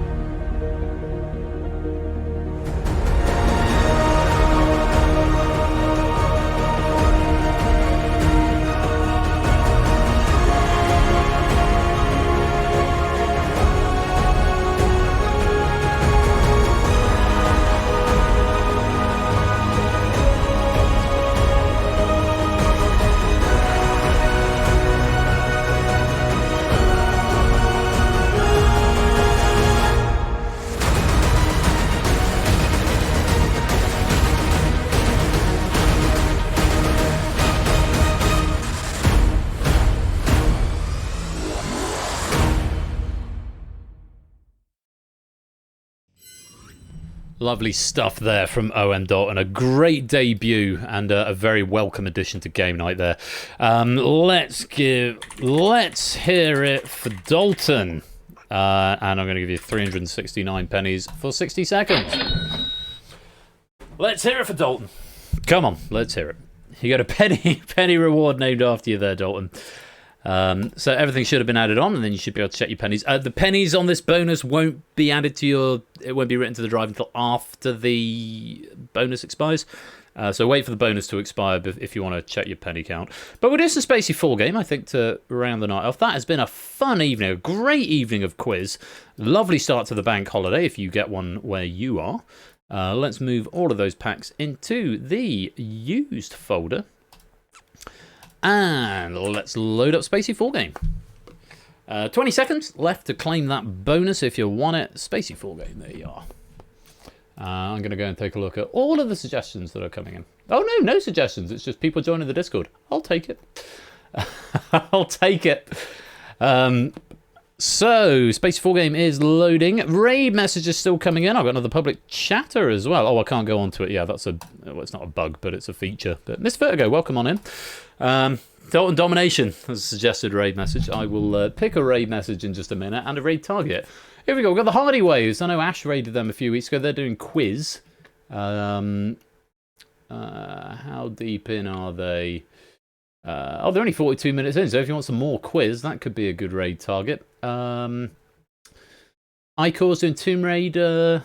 I don't know who that is. GDQ's doing Lego Star Wars. I think we're probably going to go raid the Hardy Way in a bit. Some more quiz stuff. Come on, Spacey 4 game, get a move on. Bootros, Garly, Scorchio. I like that as a raid message. I've got quite a few raid messages to choose from. And I'll pick one in just a minute. Before we do all that, let me just do the continuity just before we jump into Spacey 4 game. Next week, I'm aware there is some music event happening next week. Some music thing that I know some people are going to be involved in. But I know some people are boycotting as well. But if you are not watching this music event next week, what are we looking for? I cannot find the hashtag. It looks like Shapes has got you. Is it question writing? Possibly. I need to see what you said. I need to see. Yeah, Q writing. Yeah, you need the role. Fluffy Bunny, if you go to bot commands, get yourself the question writer role. The bot will do it. The bot will do it. If you go to bot commands, and then there'll be some instructions in there pinned to get you. No IE, it's a YS, Connors. PENNYS with an exclamation mark. But yeah, if you go to get yourself the question writer role, and then you'll be able to see that channel. Anyway, if you're not watching some music event next week, we have got on the docket Red Herrings by Mr. Vertigo, the one and only appearance of Bidding War this season by tonight's Purge champion We Like Shapes, and we have got the return of The Escape Artist by Hexingale. Now, cards on the table. I am currently in the process of refactoring The Escape Artist. It's having its second makeover. I've been chatting with Bod since I finished work on Friday afternoon about a couple of things. He was a bit of a sounding board last night. Yeah, Bidding War and Escape Artist, same stream. It's going to be mad. So I've been chatting with David Bodicum, who's been giving me some really useful advice. He actually gave me a proof of concept before. My theory is the Escape Artist 1 was sort of like the Raiders of the trilogy. The second one, the one that we play at the moment, is sort of like the Temple of Doom. It never really clicked, I felt. But a lot of people felt it didn't really click, and myself included. I couldn't put my finger on what, so I'm refactoring it. There is a non-zero chance that will be ready for next week, but it's quite small. It's quite small. So, there is a very small chance next week's Escape Artist... Third one's not the comedy one. Third one's a good one. Raiders of the Lost Answers. Raiders is not the best film. The best film is Last Crusade. I have spoken. So yeah, next week it's highly likely. So I don't want to get too many hopes up just yet. It's highly likely it will be the legacy software next week for the Escape Artist, but there is a very small chance, depending what goes on in my evenings in this coming week, that we might end up with some new software for the Escape Artist, because the question model is the same, but I'm always reluctant to put fresh questions into new software. But almost certainly we will have new software by the next game on the 15th of June by Zeus. So yeah, but next week, Red Herrings as a nice warm-up by Mr. Vertigo, Bidding War by Shapes, and The Escape Artist by Hexingale. I know he's written a couple of times on Ash's channel, new writer over here, so again a first time pack next week.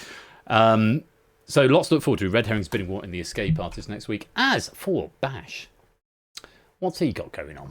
What have you got going on, Bash? Quiz Cubed do drop an outright next Wednesday, and Equation Grid 100% Wipeout and Secret Fortune. Bloody hell, that's a big stream. Next Friday, the 10th of May. Big stream next Friday. There is a non-zero chance I get a Wipeout board next week. I've submitted something quite recently, which is somewhat relevant to modern days, but I don't want to... I don't want to second guess Ash. You may already have boards lined up, but there is a non-zero chance I will have a board on Ash's stream next Wednesday. Carl, let's just see if Quick Commands works. Can I do a shout out to AT_Bash? Are you going to work today? You're going to work? Nah, why would you? Why would you? Yeah, I need to look into the API, I really do. I'm going to have to do it the old-fashioned way and type in that window instead. Go give Ash a follow. Wednesdays and Fridays, 8 PM GMT, if you want more quiz action. He's a good dude and makes some very, very good high-quality quiz stuff. So that's him, Wednesday and Friday next week. And as for me, yeah, next Saturday, maybe some dev streams again, depends what evenings do at some point. I keep getting hankering to doing dev stream and for doing some legacy streams on either a Tuesday or a Thursday night, just like, you know, an old game, one that doesn't require reproofing, just a one game for an hour or so. So that might be something I'm thinking out on maybe a Tuesday or a Thursday night at some point in the coming weeks. I might just throw an extra one in. If you want information on that, do go and head over to the Discord where that will be forthcoming. But yeah, Red Herrings, Bidding War, and The Escape Artist all coming up next week. Should be great fun. Now, Spacey 4 game, when it loads. There we go. What are we doing? 100 points per player. So, left or right? Where are we going? I'm going to go right. Let's have a look at these raid messages. We're going to go raid the Hardy way, I think. So, for every player who joins, we'll add 100 pennies to the jackpot, and then the last player left standing will win the lot.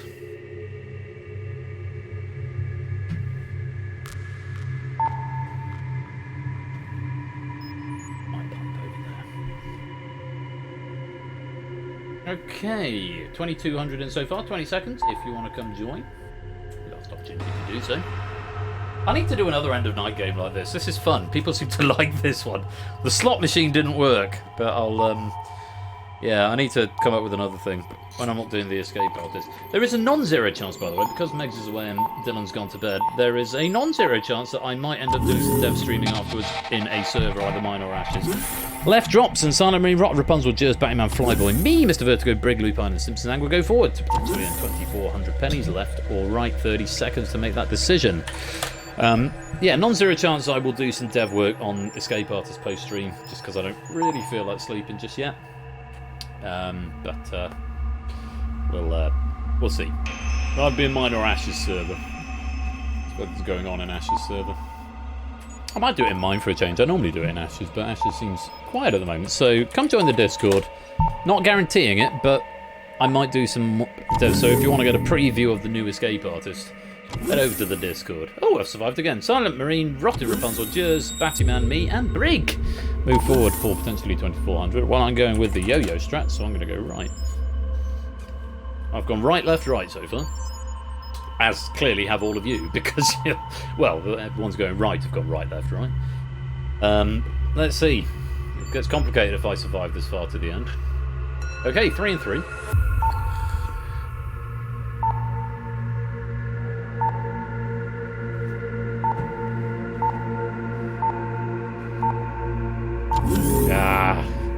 Sorry guys who trusted me. I genuinely don't know which way it's going to go until it drops. Mainly because the computer doesn't decide until a frame before the doors open which doors are going to open. It literally it's not written anywhere because it's not decided until that moment. But Jers, Rotted Rapunzel, and Batman move forward. Left or right for 2,400 pennies.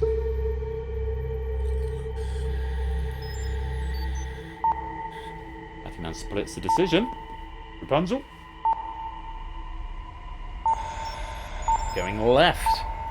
Is it going to be Jers? It is going to be Jers. 2,400 pennies for you. I was going to say, is it going to be Jers or is it going to go to one more round? But Jers, you have won 2,400 pennies. Hooray for you. They should have been credited to your account. Do we go again? Do we go again? Do double or nothing?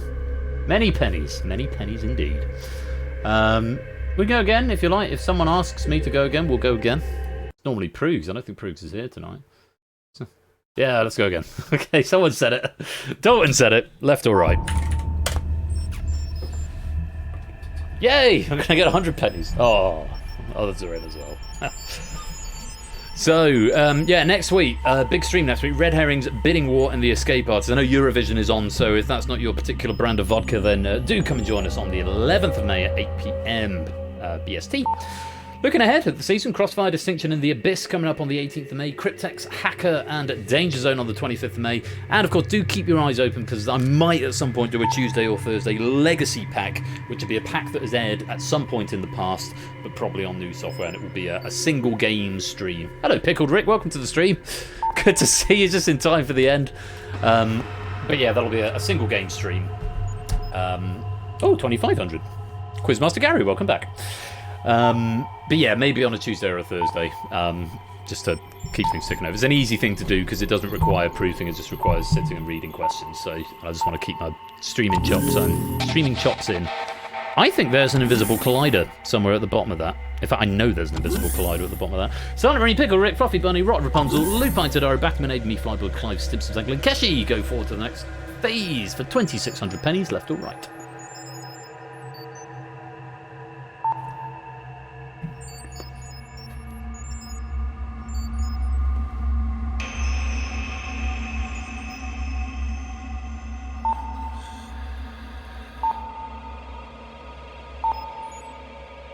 Silent Marine, left or right? Or you'll just be eliminated. Okay, you'll be eliminated. 4 players go on. Lupine, Tadaru, AB Me, and Keshi. For the final phase, I'm going to look at the penny leaderboard, such as it was at the beginning of the stream. ABME was leading the current season, 97.94. Toppers in second, 8,004. Lupine, 73.54. If you go exclamation mark pennies, you will get an up to the minute readout of your current pennies. Technically our Christmas. ABME, the only one going left. ABME does not need any more pennies, but he wants to extend his lead at the top. And he's done just that. 2,600 pennies for ABME as the right drops. Very well played. They have been written to the drive. If you go exclamation mark pennies now, ABME, it should tell you where you stand in the grand scheme of things. Very well played. Well, time to test my raid thing. It's not going to start the raid because I need an extra API call for that I haven't yet found. But yeah, exclamation mark pennies if you want to know how many pennies you have got at the moment. If you don't know, you can go and check the website at persephonesshare.com/pennies, which I will put a link to. I really need a Nightbot command for this. persephonesshare.com/pennies. Go check that out for the leaderboard. I will update it with tonight's pennies after the game. It's just a git crack and push. But yeah, there we go. Never enough. Never enough. Well, you've got a few more tonight. Thank you once again, everybody, for coming to me. Thank you to Mini Flush. Oh, hello. Thank you to Mini Flush for coming to co-host Danger Zone with me. Thank you to Natter for writing Plinko and Lewis for proofing. Thank you to Kasani for an excellent pack of Danger Zone and to Oni for proofing. And Dalton on his debut writing of The Purge. Thank you very, very much for your efforts. Really, really lovely pack. And I really enjoyed working with you on that. And I look forward to the next one in Season 15. If you would like to write questions for game night, you can come and join the Discord right there. Get yourself the question writer role from the Bot Commands channel, and we'll get you writing. And that's it. Well done again to all our medalists. I think whoever took all the pennies out of the Plinko machine tonight, although it wasn't a happy ending on the double or quits. Well done to Zeus on winning in Danger Zone and to Shapes on winning in the Purge. We are going to go and raid into the Hardy Way. And the raid message, we've got options of Tom Clancy's Kelvin, Zeus Day Tuesday, the Pepper formerly known as Twitter, I quite like that, Captain Fahrenheit, Dalton Domination, Boutros, Garley, Scorchio, Banky Holiday Monday, that's quite clever, Scott Morrison versus the World, Tom Clancy's Kelvin by Tom Clancy, I think that might be it, or Tom Clancy's Kelvin, or Tom Clancy's Kelvin by Tom Clancy. It's got to be that one because that was the meme, wasn't it? Oh, but I really like Ooga Dooga Doo as well. Boutros, Ooga Dooga Doo, Garley, it's got Garley at the end. Tom Boutros, Clancy, Ooga Dooga Garley. That's quite a lot. I'm going with the original, although I really liked it at the beginning. I like the Tom Clancy meme, but it's going to be Samson's suggestion. Does it work? Does it work? Oh, for fuck's sake, after all. Oh, no. It's because I haven't put a raid target in. It won't start the raid, but apparently I still need to put one in. We are going to go and raid the Hardy Way. Fellow Quizzer. Go on, do a thing. Why are you not doing a thing? Oh, no. That's so rubbish. Okay, I need to go fix that because that's definitely broken. But I will put the raid message into the channel anyway. It's going to log another raid message, but I'll copy it exactly as Samster wrote it. Ooga Dooga Doo is the raid message, and we are going to go raid the Hardy Way and say hi. Until next time, you have been watching Game Night. I've been Royal Flush. Thank you for a terrific evening. I may see you for a post-stream dev stream over in the server on Discord, but if not, enjoy the rest of your bank holiday, and until next time, take care, peace out, and good night.